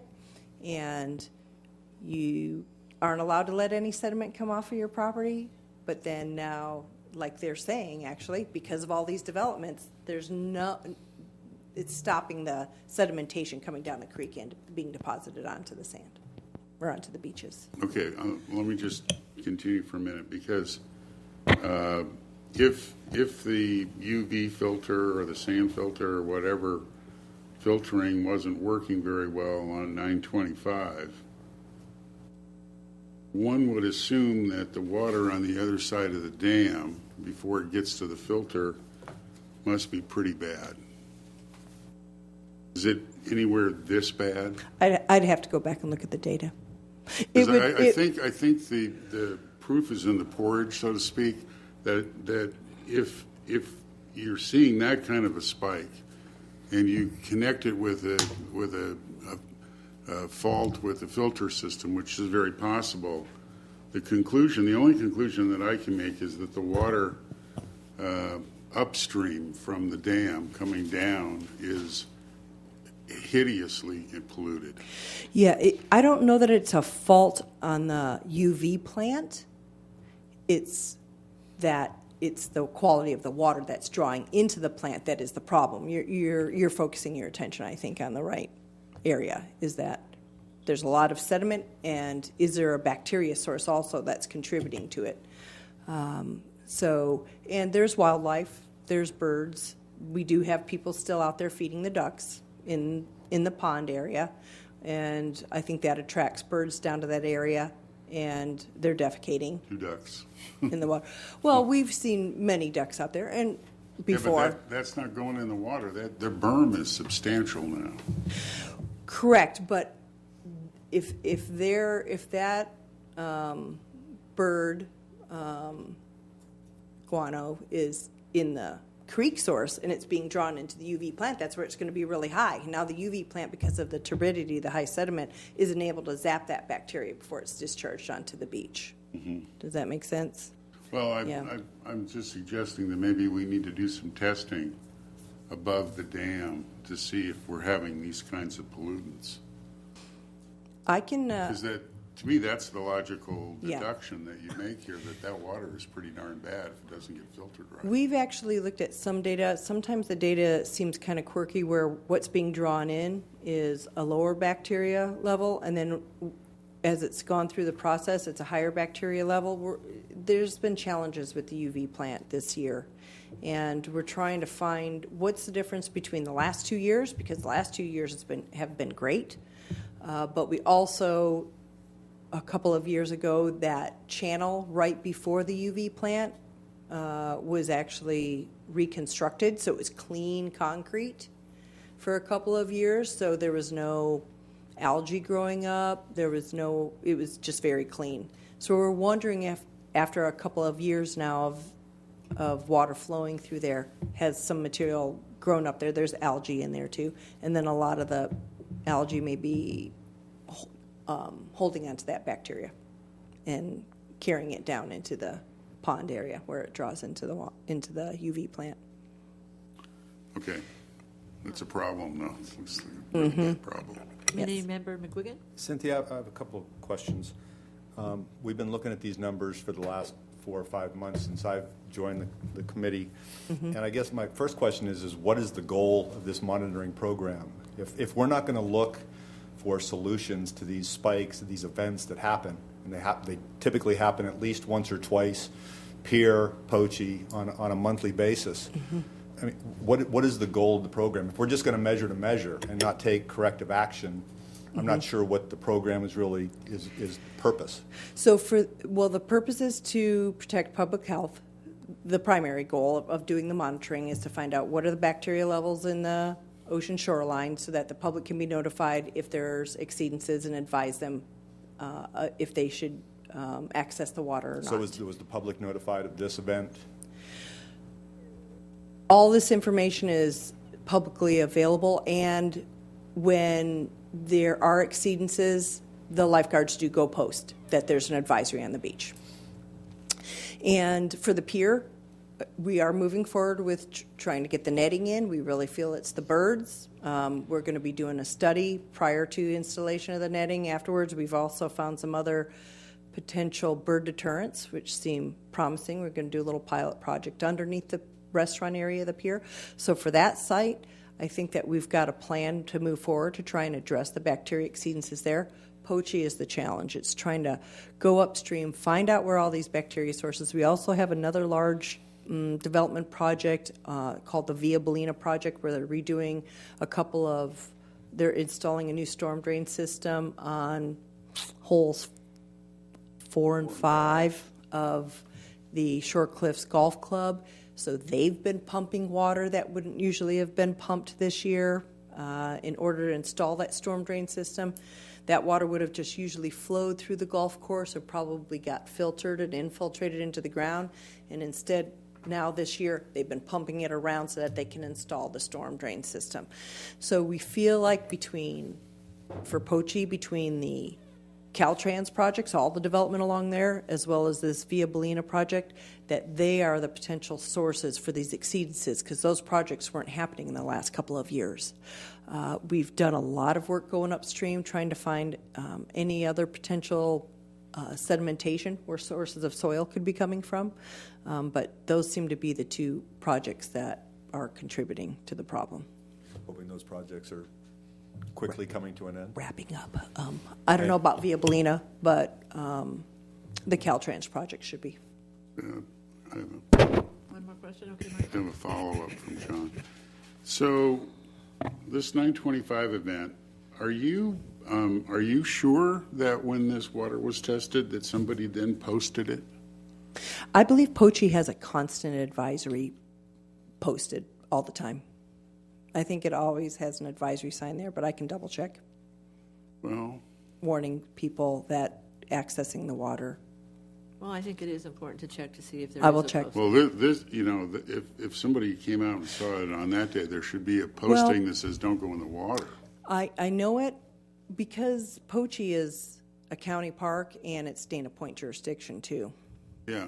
So I don't think city lifeguards are actually posting anything there, but let me find out the protocol on what they're posting there. There's no city lifeguards there. The lifeguards are Correct. hired by our beach club. And I don't think they post anything. I would imagine that the county who's in charge of that filtration system, and it's the county that does the water tests, right? Yes. The county would seem to me it would be their responsibility on a spike that bad that they would run out and stick something in the sand and say, don't go out the water here, because that's clearly surfers and kids that still use this area, they could get really sick. Yeah, I will check on who actually is in charge of posting the advisories at that particular beach, but for the pier, it is the marine safety, the lifeguards there. Okay, it'd be nice to know. And one thing, I thought there was also just issues in general, just with the day they test and then when they get the results back too, because it's not real time. I don't think they test the same day, get the results the same day and post, do they? It's a 24-hour process. Once you get the sample to the lab, it takes 24 hours to start to count the bacteria cells that are. So if you use that example, what was it, October 6th, that we had the big exceedance, so that means September 25th. September 25th. Yeah, September 25th. So does that mean the results wouldn't come in until the 26th, and it would be posted on the 27th, or would it be? I believe they posted as soon as it's the 26th. And then you can see how quickly it changes too, right? So it's it's just sort of an inherent flaw in some of the data. And that's the problem with just processing bacteria samples. It takes time. There is no instant indication as to whether the bacteria levels are meeting water quality objectives or not. It does take that time. We should have a system, though, that when they see an exceedance of this level, that there's a notice or somebody to contact immediately so a poster goes up. Because otherwise you're putting several people in a health risk. Yes, and they do. I'll find out who is posting at Poche. But at the pier, the Orange County Health Agency contacts the city marine lifeguards, and they go and post at the pier. And in terms of getting back to us on that, do you want to email all of us and a message? Yeah, I can do that. Okay. Yeah, I'd be As soon happy as to you do that. find out? Yep. Okay, that would be great. I'm trying to see if your light's on down there, Mr. McGrains. Okay. Any other questions on bacteriological? Thank you for your input. Let's move on to environmental programs update. Any comments or questions on any of the categories? Well, while you are perusing, I have a couple that maybe, Cynthia, you could give us some enlightenment about. One is the Poche Clean Beach Project Tour. Maybe you could just tell us what that was all about. Yes, there is a new engineer assigned to be the liaison between the city and South Coast Water District. South Coast Water District operates the Poche Clean Beach Project on behalf of Orange County Public Works and the city of San Clemente. And Orange County Public Works has a new engineer that will serve as that liaison. And I met with her as well as the engineer I've been communicating with, and we went for a brief tour on the Poche Clean Beach Project. And that is, I'm glad you brought that up, because that was my first time actually walking through the facility and seeing the different parts of the UV plant of the Poche Clean Beach Project. And I mentioned that to Michael Smith, that might be an option when we go to do the tour down there, is that I can see about getting access to be able to walk through that facility. And they had a very good schematic that I hadn't seen before that shows the different parts of it. And so that I could share that with you folks when we coordinate that tour. Well, thank you. That's one of the reasons I brought it up, so we as a committee could hear Cynthia's report on that and see what you had to say about, because Michael, you were the one who wanted us to do the tour. Cynthia and I talked about it before the meeting, and there's some dates that she's going to put out now for Great. us to pick a time when we can all get down and take a look at it together. And Yes. is everybody receptive to the idea of including the county person in that tour as a speaker, That'd et be great. cetera? If we could get that That'd be great. Well, I can see if, I don't know if she will be available because we're talking on the weekend, a Saturday or a Sunday, but I understand. But I've got the schematic and I understand the idea of the process, so I think I can walk you guys through that. And then also, But we could invite her as well. yes, oh, definitely. Yeah, see if she's available. Yeah. Does she have a name that we Her name is Beatrice. Beatrice. And I don't have her last name able to pronounce. It's a tricky one, but her name's Beatrice. She's an engineer with Public Works in the city of St. Clement. Orange County Public Works. Orange County. Correct. Well, maybe for our edification, you could email that to us at your convenience, so we have that for our files. Okay. For the matter of record for our meeting. Mm-hmm. Any other questions on that particular topic? I have another one that I'd like to know a little bit more about, the Regional Public Education Subcommittee. Yeah, the Regional Public Education Subcommittee is all of Orange County municipalities. They pool their money together to create education outreach materials regarding water pollution prevention. I've mentioned this to you before, that the focus in the last several years has been the Overwatering is Out campaign and the GNOME. You guys know about the GNOME, yes, right? yes. Can't miss the GNOME. There is going to be a new consultant starting for the Regional Public Education Group. And they will be presenting to the regional group this month, I believe, in November. So I was going to come back with you on information on what their thoughts are on, I think we've asked them to look back at the previous Overwatering is Out campaign, how effective that's been. Do they have any recommended changes, differences to promote stormwater education? I think there were some criticisms from the cities stating that a lot of it seemed more about landscaping instead of water pollution prevention. And of course, landscaping is a key component to water pollution prevention. California native landscapes, how are you applying pesticides and fertilizers? But we feel like there's other pollutants that have to be focused on as well. So we'll see. I'll come back with you. It might not be for a few more months until they get rolling a little bit and get some feedback on past campaigns and what they're proposing for new campaigns, but I'll come back with you on that. Okay, can we earmark that on our calendars? So Yes, and I don't have it on on your future agenda items yet. I wanted to wait to see what they were going to no, present. but I mean, just put an asterisk so that You got this it. is a coming back item. You bet. Yep. Everybody agreeable to that? Thank you very much. Any other topics here that you'd like to have some further information about? I do want to bring up one of them. Oh, great. Thank you, On Cynthia. October 25th, Girl Scout Gold Award mentor meeting. That was attended by Dana, but also I've been meeting with a Girl Scout troop leader, and I believe I've mentioned this before. There's Girl Scouts can achieve their gold award. There's actually a bronze, silver, and gold award, and they have different requirements. And the gold award is comparable to the Boy Scout Eagle Scout award. So it's the highest award you can get as a Girl Scout, the gold award. And right now we have 4 girls that are interested in implementing some projects in the city. 2 of them relate to solid waste and recycling. One is proper disposal of needles and proper disposal of medicine.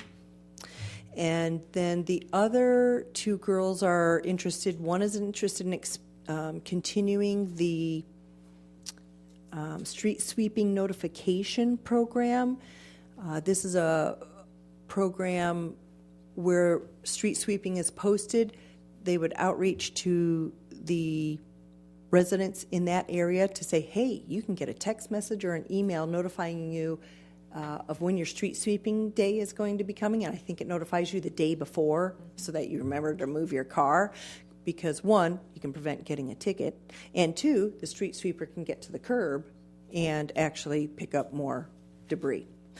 And the other one is for stormwater or water pollution prevention is installing some plants in drainage areas right before they get to the beach to try and capture trash, so that trash would not get into the ocean, that maybe the plants might be able to catch. We're not sure how that project's going to go through. So these girls have actually submitted their project proposals to the Girl Scout program, and they have to get approval and stuff, but we're looking to be advisors. We feel it's mutually beneficial to, one, help out the Girl Scouts, and two, they're helping to promote and market particular programs that the city is trying to implement. Well, so I that's a wanted to great bring that idea. up. Mm-hmm. And the San Clemente Garden Club is often involved in native planting down at the coastline. So you might want to refer the Girl Scouts to them. I did refer that one Girl Scout to the California Native Plant Society local representative. Her name is Celia, and so they've been in touch because they were talking about putting in a plant, and I was wondering if it was invasive. It's the last thing we want to do is put an invasive plant in along the coast. So I've connected them so that they can try and work on a particular plant that might be able to do Great, that. and even Casa Romana Yeah. has a program. And they have actually I was there last night, and they have a master gardener. Yes. That is amazing and knows Yes. all about native plants and Yes. coastline plants and things like that. So Okay. I'm sure they might be happy to help. Okay. I think the challenge with that particular project is that who owns the land where they want to install the plants? Because they're looking at it along the trail, some drainage areas along the trail, but I think it's Orange County Transit Agency that might own the railroad line, and can we be installing plants in certain areas? Just do it. Girl Scout project. I know. I just don't want to get in trouble. So we're trying to make Well, sure we I'm get the sure- permissions, et cetera, for them to And do I'm that. sure the city has that on all their land holdings, who owns that property. Oh, yeah, we have that information. So I think she submitted the proposal. We haven't found actual site, but I think Trafalgar Canyon actually might be a good site where we've done some cleanup over there. So I was kind of leaning them toward that particular site. Well, it'd be interesting to take them on a walk on the beach trail, et cetera, and point out some areas that would be acceptable to the city as well. We want it to be successful, and we know that we have a lot of transient. A lot of property in the canyons Yeah, but there. we have a lot of transient people living in the area, and also a lot of foot traffic. So if you're installing a nice new little plant, is it going to get trampled on? We want to try and make sure that after they've planted that it's not going to be negatively impacted by people in the area. So we have to try and select those sites. Well, if they're looking for a gold star, I'm sure they're going to pick a place that won't get trampled on. Yeah. Yeah, hope at that so. level. All right. No other comments on that agenda item? Let's move down to reports. Does anybody in our committee have a report that they'd like to deliver on something that you've done that is of a report nature? I see no lights on. How about city staff? Cynthia, do you have some reporting to do probably from our last meeting as well? Yeah, do you want to bring up why we have this agenda item, or that it's new, or no? You're okay with that? Well, it's fine. Okay. This was a discussion item because I wanted to refine all of the comments that were coming at the end of meetings, that when Cynthia would report on something, let's use a perfect real example, sand replenishment. We went into this really extensive discussion, and everybody contributed to it, that lasted about 45 minutes. And I've listened to those minutes, and we all had very salient points, but it did go on and on and on, in spite of attempts to narrow the timeline down, and several efforts to, let's put this on the agenda. If it's that important, let's put it on the agenda. Hence, this was an effort and a suggestion, apparently from Joanne, our city clerk, to include a topic of reports, so that this would be an avenue for Cynthia to not only bring back the items that she said she would follow up on at our last meeting or any other subsequent meeting, and bring it back to our attention so we could discuss it in an agendized item. Now, I had asked Cynthia, and she's agreed in the future that she will put those items that she agreed to make comments about in bullet form, but that does not exclude her from adding another one that might come along after this meeting. I don't. We can talk offline about the bulleted format. Well, just so we keep But- track in our right. minutes of Yeah. follow-up that's happened on actions that we wanted further information about, or that Cynthia had agreed to follow up on, just like this example of Pochi. And another example would have been John McGuigan went on the toll road hike. And then you'd report back on that. So is the intent of the new format then, it would be you giving us information, and then we don't discuss that information necessarily, we just absorb the information. Is that the intent? It would be an item that we've discussed before and asked me to follow up on, and then I report back on what So it's was not found. an item to prompt a new discussion, it's just simply you following up on that. It may prompt a new discussion, but if it goes over a certain time limit, Right. 3 minutes or so, then we should discuss putting it on, whether we want to put it on the agenda for a future meeting. Correct. Okay. It's an effort to keep our meetings timely, efficient, and effective, and follow the city regulations of sticking to our agenda. I have just a clarification on the CAC members. So this would be something that we were asked to, so if this meeting I said, hey, I'm going to research A and B for next, then I would use that for the next meeting. So is that going to be bulleted, or is that just sort of something that? It can be, if you want. Well, I went back and looked at the city council meetings. They don't have bulleted items under there. Well, So I didn't bring my copy. But yeah, in the past, the city council has had bulleted items under this topic. But, I think the important ones are what Cynthia's agreed to do in the past. So we have a trail, a paper trail, that we know the action was taken care of. So we're not saying, hey, whatever happened to that follow-up? Whatever Right. happened when you said you were going to do this? Did we ever follow up on that? I missed that meeting. What happened there? Well, This way we have a paper trail that we know what's going on. Yeah, and I was just going to, just personally, I would, if I volunteered to do, it actually would be nice if that was kind of formally recorded, because then it would be like, oh, I am on the agenda this month and I have I to agree remember with to you. do that. I don't know. I mean, at least for me, it would be helpful, but. okay, Well, I'll that is confirm with. why- That's why, Yeah. John, you came back with a report, because you agreed at this committee that you would take that action on. And so that would be the Okay. great proper place to do that. I'll confirm with Joanne, the city clerk, to make sure that that's okay to have the bulleted list. Well, why would it not be? I don't know, because it's not on the city council agenda, so I just want to make sure Well, that just we're for okay. the purpose And I'll of- let her know that the CAC members have expressed their interest in having it a bulleted list under each of them. Well, then, for the record, do we all agree that that would be a good idea to have Well, the?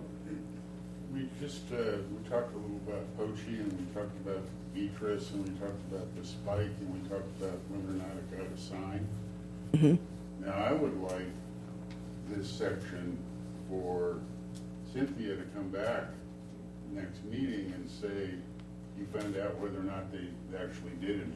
Well, that's what we're talking about right here. So you would come under B, city staff, under report section. Right, right. But how do we track that?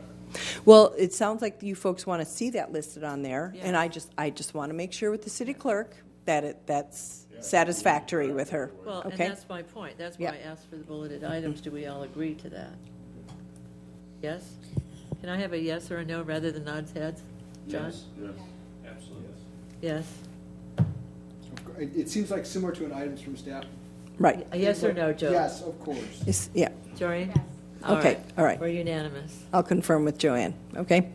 Thank you. I beg your pardon, Madam Chair, but I do believe that there's another public comment item that maybe if you could just hear it out of. So sorry, I did not know about that.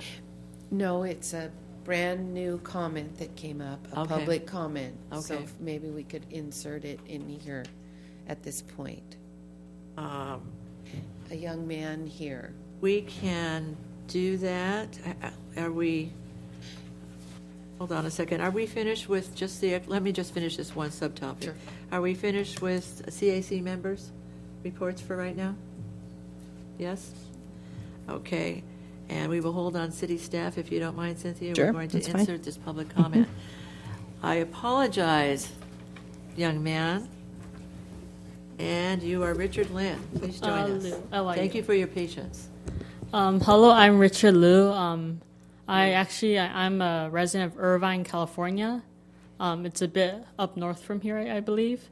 But I used to live in San Clemente, and as like a high schooler, a member of Boy Scout Troop 737, I was wondering like how like pertaining to the water purity and safeness at like San Clemente beaches, like how can I and others like me, like how can we help with this problem? Good question. I see Mr. McBains is willing to tackle that one. That's right. I'm a water quality guy all the way through and through. That's what I do professionally for a living. So that's This is a great your lucky question. night.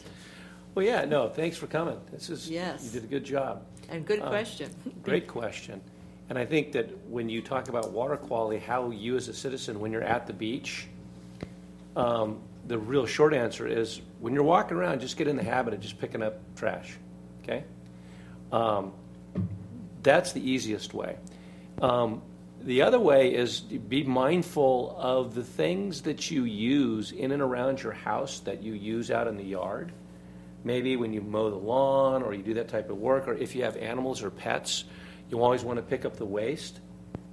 Because what winds up happening is that whenever it rains, all what they call the watershed, all the water, not just in San Clemente, but all the water that gets into the oceans, runs across goes through the gutters, across people's lawns, and picks up all that stuff. Either it's dog dew, or it's pesticides, or it's even something as simple as the water that runs across our streets picks up hydrocarbons and oils from as cars drive, and all that stuff gets into the ocean. So the short answer is you can do stuff when you're at the beach by picking up trash, but also being mindful about the stuff that you let get onto the ground that's in and around your house.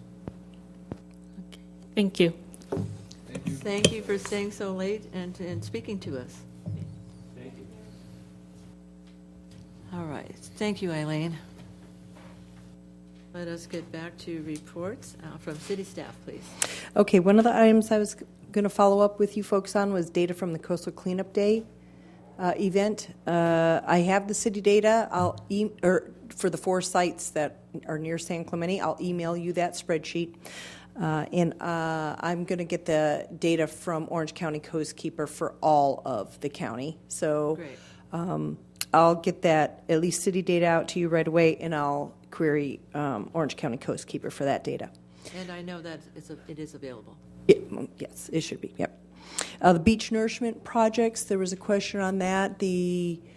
I think folks were looking maybe for a speaker or any updates on grants. The city, the Public Works Director / City Engineer, Tom Vonnegut, he has a new title. He is actually working with Army Corps of Engineer on the long-term 50-year beach nourishment project that was briefly mentioned here. I don't have any details on that. It might be several more months before we can get more data, but as soon as that information becomes available and if he's could speak to it, I'll get that on the future agenda items. But I didn't think that was what we were talking about. I thought we were talking about and you know exactly what I'm talking about, John McBains, the fellows who came from San Diego, et cetera, and Sandag, but particularly the private people who came, who were working on the Sandag project. They gave great lectures. In fact, we recommended that they go onto the city council. I can see the gentleman's face. What was his name? Are we talking about the two consultants Yes, that were the experts? Yeah. Yes. That's who we were talking about. Mm-hmm. I have information on that. Yeah. Okay. Well, that's who we were talking about to invite. Am I not correct? You're So accurate. I've confirmed a speaker from a consulting firm. David Cannon is his name, and he works with multiple cities along the coast, and he is planning to come on March 8th to talk about the coastal processes and how sand moves along the shoreline and how that affects beach nourishment projects. So it's not on your future agenda items, because I just confirmed that he could speak in March. And who is he from? He's a private consulting firm. I'd have to go back and look at the firm that he's with, but he does consult with multiple cities along the coast. Well, is that acceptable? I thought we were looking for those specific 2 consultants to do some follow-up because they were very involved in our projects in the past. I contacted City of Encinitas and asked them about Right. speakers, and this was the science guy that everyone was Yeah. directing me to. Yeah, we may want to go back and look. The person, then his name, now it just came to me. His name, I can't remember the first person's name, but the other one was Hamna was his last name. Oh, yes, that's right. Lawrence That's right. Lawrence. Okay. I personally would be interested in hearing a different opinion, though. Sure. Those people were great as well, and maybe we can get them back. But I'm interested in this as well. It's a different Well, perspective. I think that Susan was making sure that those people were being recommended, that we were asking them to come back and talk. Yes. At that, to talk to council because they had so much to offer, and they have a lot of the institutional knowledge with respect to what's going on in the counties and the cities up and down the coast. Yes. So what is it, the topic, because I really feel like this gentleman that I've been referred to can speak to the same thing that maybe those previous speakers spoke to. Do you know what month, year that it was? Did they come to the Coastal Advisory Committee and speak? Well, Tom Vonnegut would know that answer. We would. I mean, I can go go back in the years of our agendas. Yeah, they did. They came together too, Lawrence and this other guy. Yes. And the other guy was like the overarching project manager who had done several of the projects. Yes. Okay. They were with separate consulting firms. Yes, if they I'm not were. mistaken. Yes. Well, And they were well known to each other. They And were. I think they did come to city council. Yes, they did. Yeah. Yes, they did. And the gentleman that was here tonight, he works for Moffett and Nickel, which is one of the more known coastal Consulting. engineering companies. They do a significant amount of work for via Sandag down south, but they also do quite a bit of work up in the Bay Area. They're another consulting firm that I actually work with other branches way within them. So that's a reputable company that has an opinion, and I think that what Joe was alluding to is a good idea as well, is having a different opinion, because we're all trying to gather information and trying to see what the people who this is what they do for a living, right?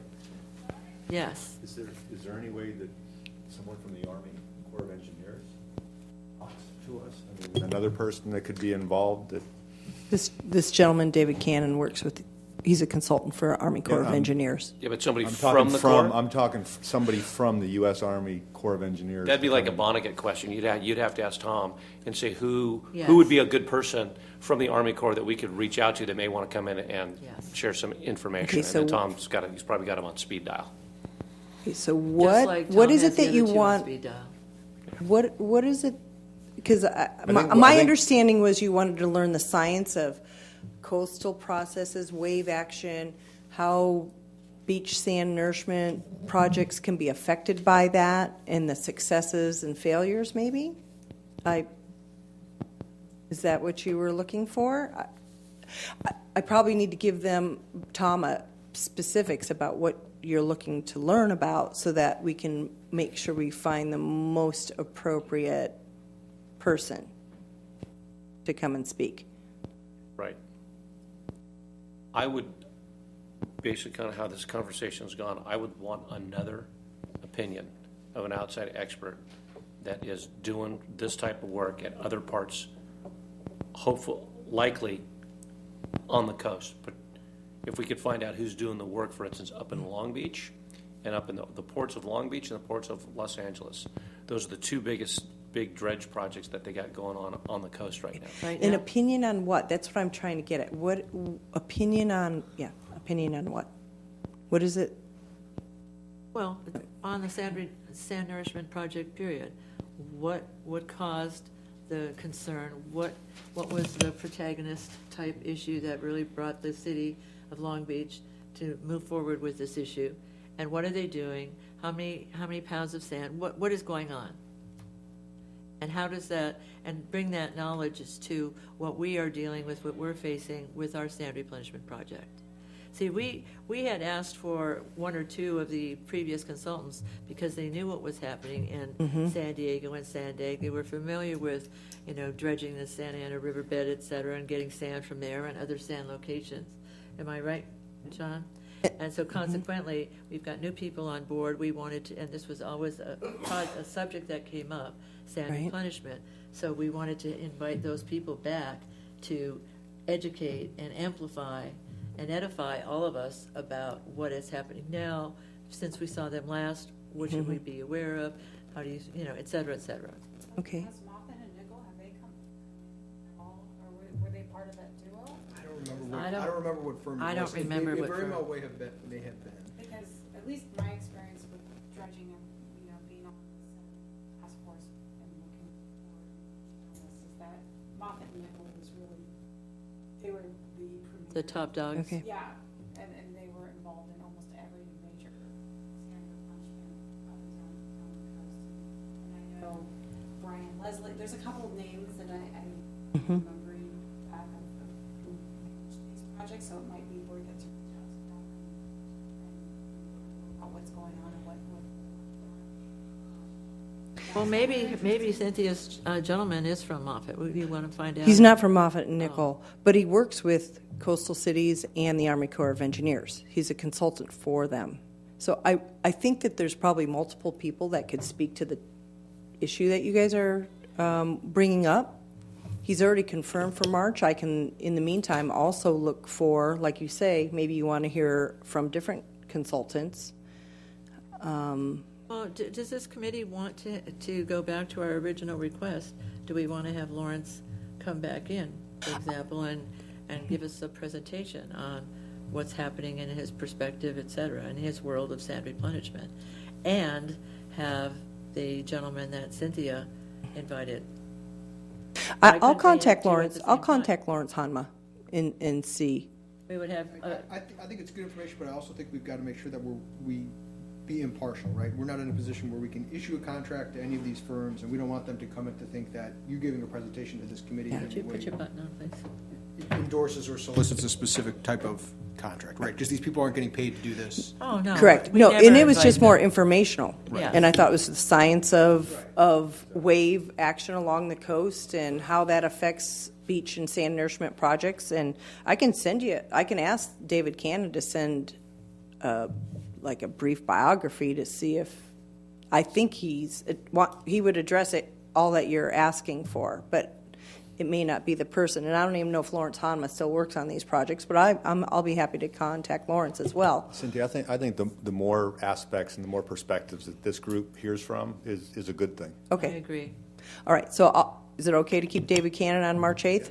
Okay. Yes, but I'd like to take advantage of your offer to get a bio on him and where he's given lectures before, et cetera, and the topics of his lectures. Well, he should have I that don't in know. his vita. I guess. Has he I think it's published important for anything? you folks to know, like, who he's consulting with, right? The coastal cities and Army Corps of Engineers. I don't. So I can get his vita Well, from if him. he has anything published, that would be on his vita, probably. Would be Okay. interesting to know if he does have anything published to read ahead of time. Give us an idea. Thank you. Okay. And then one of the other things is kind of ironic that I got a couple emails from a couple of you about the Wheeler North Reef project. Cynthia, I'm sorry. Before Oh, you go on, yes. Would you get back to us? Are you planning to get back to us before the next meeting or by the next meeting? I will contact the folks and see if I can get that information, and I'll So- send it out to you as soon as they. So then you'll Yeah. report back to us then? Mhm, By yes. the next meeting, we can put that down, or? Sure. Okay, great. Thank you.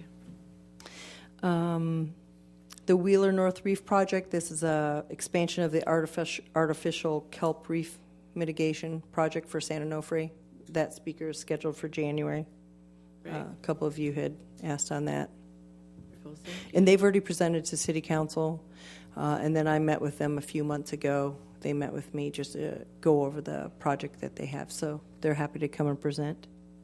And then on that note, similar to the prior speaker, since they're already booked for January, you'll include some kind of information about that speaker on the Wheeler Reef, some kind of background information in our agenda packet in January?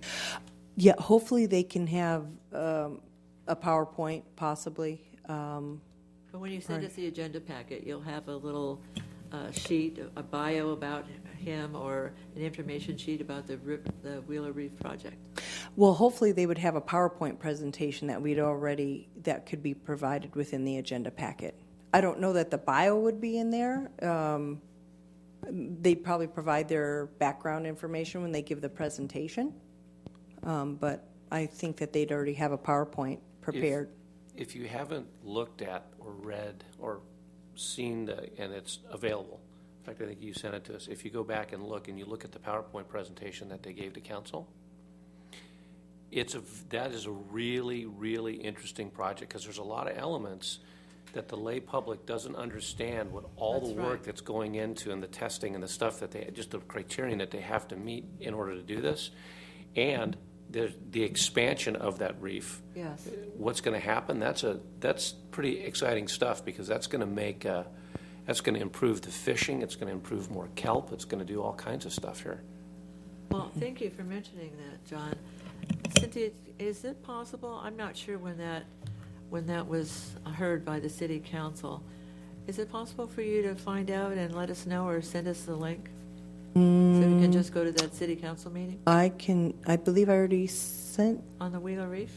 I already sent a link to the Wheeler Reef project. I can go back to my emails and look. I'm sorry, I might have missed it. I'm having so much trouble with Cox and my computer and my telephone and everything. So if you think you sent me something, most likely you've got a 50-50 chance whether it got to me or not. Literally, I have people who call me and say, I called you 4 times, you were expecting this phone call, where are you? My phone hasn't rung. So, Cox has been at my house weekly for the past 6 months. And they finally admitted, it's not your house, it's not across the street, it's an outside area problem. So, go figure. So I apologize to all of you. I apologize. Let me check. Why don't I go home and check and see if it's there, and if not, I'll give you a call. And I'll look and see if I can find it real quick and resend you the email. I need to ask you to do anything else if I have it, though. Okay. Thank you. You're welcome. But I think that's it on reports. Is there anything else by city staff? Okay. All righty. Let's go on to then items from staff on potential future agenda items. So you'll see here on the memo, we've got December 14th, Laguna Beach My Hero project. Yes, that's still a go. And so just when you get information or contact info to include in the agenda, just let me know. Yes. In January, we've got the Wheeler North Reef project presentation, Environmental Sustainability Grant Program. Those applications are going to be due December 18th. I'm planning to put a couple of ads in the San Clemente Times again. Oh, good. Promoting that. So those project applicant information will be coming back to you. And then number 3, there's the Laguna Beach My Hero Project Part 2, per your request, Susan. Yes. February 8th, CR&R will be here to give a presentation on the anaerobic digester. Oh, great. And the Poche Beach Falconry Program, that agreement, it's a 3-year agreement with a 1-year renewal each time. So this would be the 3rd year for renewal if you folks want to recommend that up to the city manager. Okay, so we'll bring that up. March, which isn't on here, is going to David Cannon. I'll update that, but that's planned in March. February 22nd, CR&R is, we've planned a tour of the anaerobic digester. So I'll get you more information on that, but that's all the way over in Paris, not France, but Paris, California. And so I think it's going to start at 9:30. So let me know if you folks want to go. We're also offering that to city council members if they want to go. So let me know if you're interested in going. Let me get you more details, but I believe it's like 9:30 to 11:30, and then they provide lunch. So are sponsoring transportation? So that's what I can try and find out is if we have people interested in going, if I need to secure maybe a vehicle or a van or what size that might be if we want to travel over that way. But I'll send you information, the basic time of the presentation, because there's going to be travel time. And that's when you want the RSVPs, or do you want them now? As soon as you can. You could let me know. Sign me up. Why don't I'm good to go. and I'll send you the times on the tour. Okay. That's a Thursday, right? Yes, I believe so. I don't know. You look at that. Wasn't there going to be a follow-up, I think? It was a follow-up action. I was just going to remind Cynthia, that was one of your follow-up activities, so you should take credit for that on your staff report. A follow-up? Yes. Yes. Yes, so that should be noted as a follow-up on your report, under the report For the section. tour, or? Yes, no, not the tour, setting it on the agenda, period. We asked you to bring them back. For the anaerobic digester presentation, yes. Yes, Mhm. so, but that should be noted as an action Okay. completed by you in your Okay, report thanks. section. Okay. And the 22nd is a Thursday. It is a Thursday. Doreen, did you have a comment? Yeah, no, I just had another, because I think, I can't remember when we said we were going to revisit this, but we were talking a few months back about city zero waste and redoing maybe the permitting for that. Yes, I actually went back. Zero waste, zero waste at special events, that's a significant project. I've got to look at how much time that would take. So I'll come back to you on that. It's probably going to be in March or April, maybe, but implementing zero waste is pretty significant. Right, or maybe even, because I know we had talked about too, just even changing the application a little bit, or maybe if there's baby steps that could be taken, or. Right. Yes. Because I think going zero waste, that's probably a significant effort that might even require an outside consultant to like implement Exactly. a plan, but right. Maybe there's smaller steps that could be taken. Because we are looking to hire a consultant to address the organics diversion for the businesses, which that memo was in last month's agenda packet.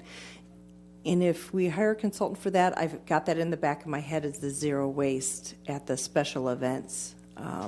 If that can be incorporated at special events, which would be diverting food waste as well.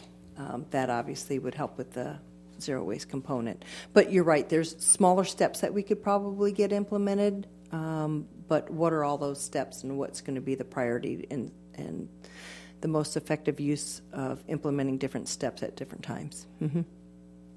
Great, thank you.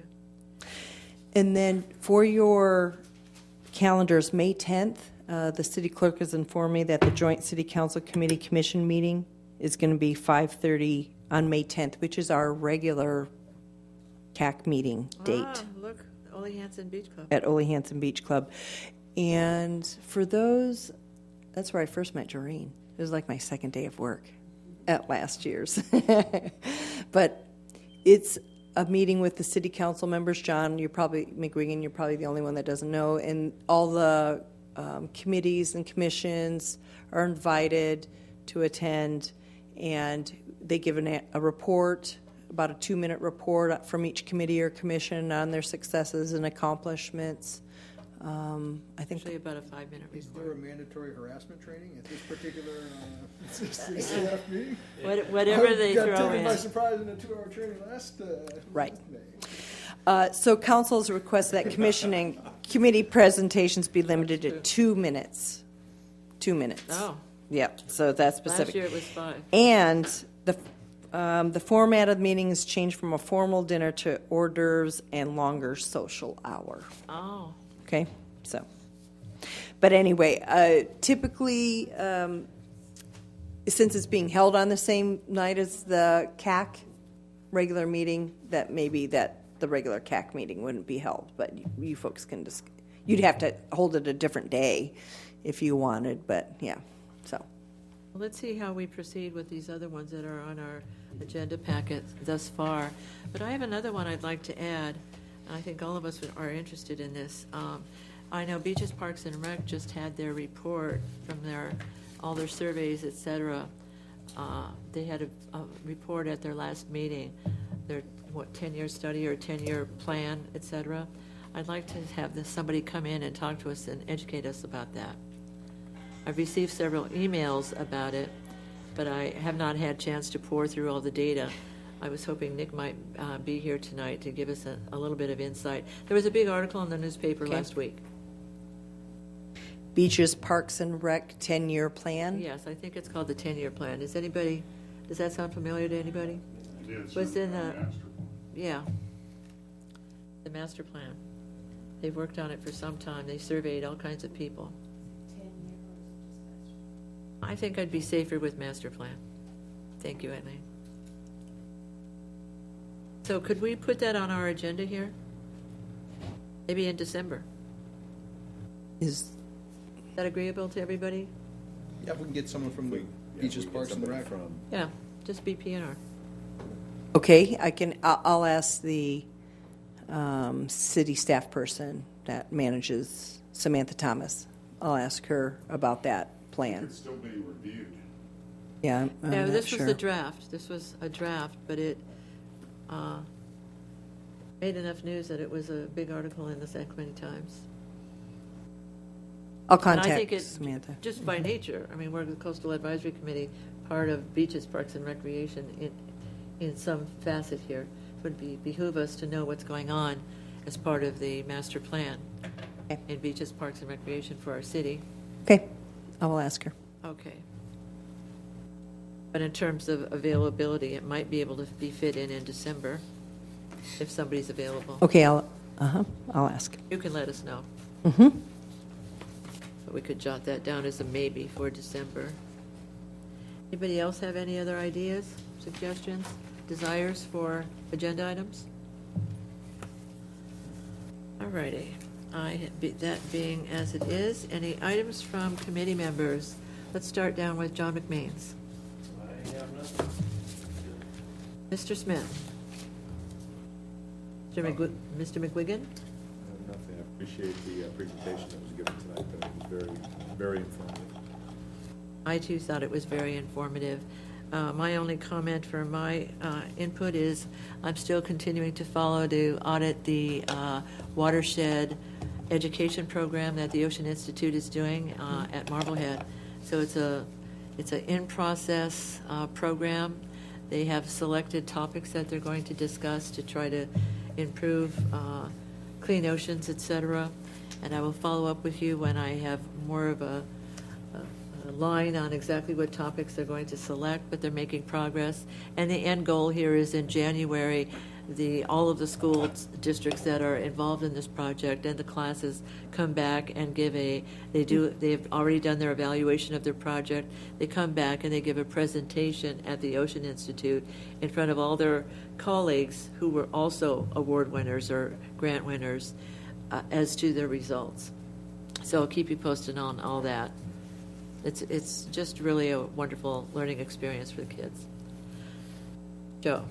Just briefly, I don't know how it worked for other people, but I enjoyed the starting at 6 o'clock. So just throw that out there. Potential consideration for future meetings. Thank you. I did not enjoy the but that was because I had a babysitter issue. But so my two things that I had were one, just a follow up on some of the comments that we had made on the sea level vulnerability presentation. So like one of the comments I had made was about transects, and I heard the consultant say, hey, that would be a good idea. So how does that, translate into, I guess, action? And is there a way that, could the scope be modified to include some of those things that we talked about to make sure that, our recommendations were incorporated into like their new scope of work? Is that all done through planning, or who's... Well, I think your comments, which were all really good, they were made note of because really it was a public hearing and the consultant is supposed to be taking that information. Whether it gets incorporated or not, I'm not sure. But I think as the public hearings, there's going to be more of them. I think it's another 10, 15 months before they're going to finish this. So I'm assuming that there's going to be more public hearings. I think I'm surprised that that wasn't already a component of the overall project, like the transects. But I think that just continuing to provide those comments is going to be the best process. Well, more directly, I think that Amber's a really great contact. She's very open to and very receptive to comments.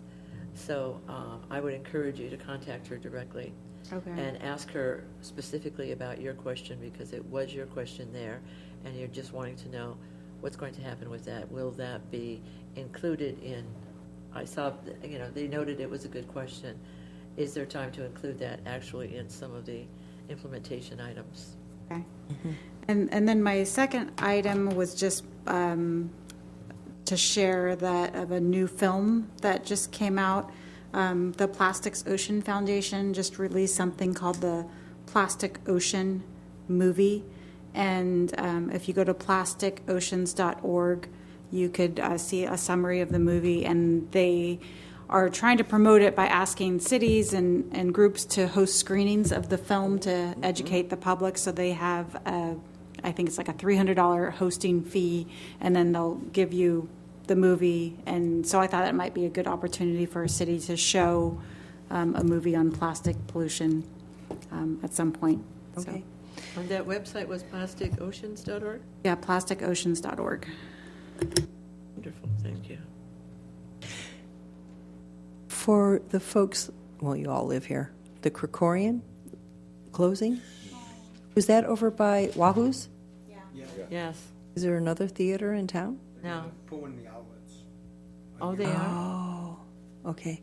Because, screening, because the previous city I was in, we would do screenings every once in a while with different key movies like Baggett and some other stuff. So I like the idea of hosting a screening. So, that would be a great idea to do jointly, as we've talked before about whether we do it at a coastal advisory committee or maybe jointly with maybe Club Zizu, maybe a whole high school type of presentation, or a Surfrider, or, eclectically. Or the Boy Scouts. I mean, look at the Boy Scouts. They were saying, what can we do? I mean, that'd be great for them to view the movie so they can learn sources of the pollutants and what they can do to prevent it, too. But any audience, all of those who are interested in this topic, it would be a great forum for us to host or sponsor a viewing of this film.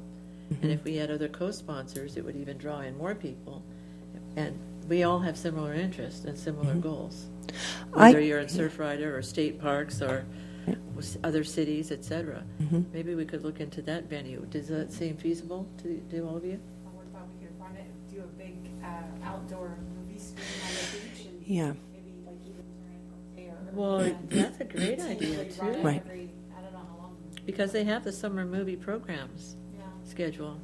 So I like the idea. I'll contact Beaches, Parks and Rec just to see if they have a screen or if they rent it, that type of thing, and see about incorporating that into maybe a summer movie program. Although I think those summer movies are usually traditional movies, but still, I can see what they do for venues and where they hold them and stuff. So, okay. And if not that, though, I know the high school does several kinds of things.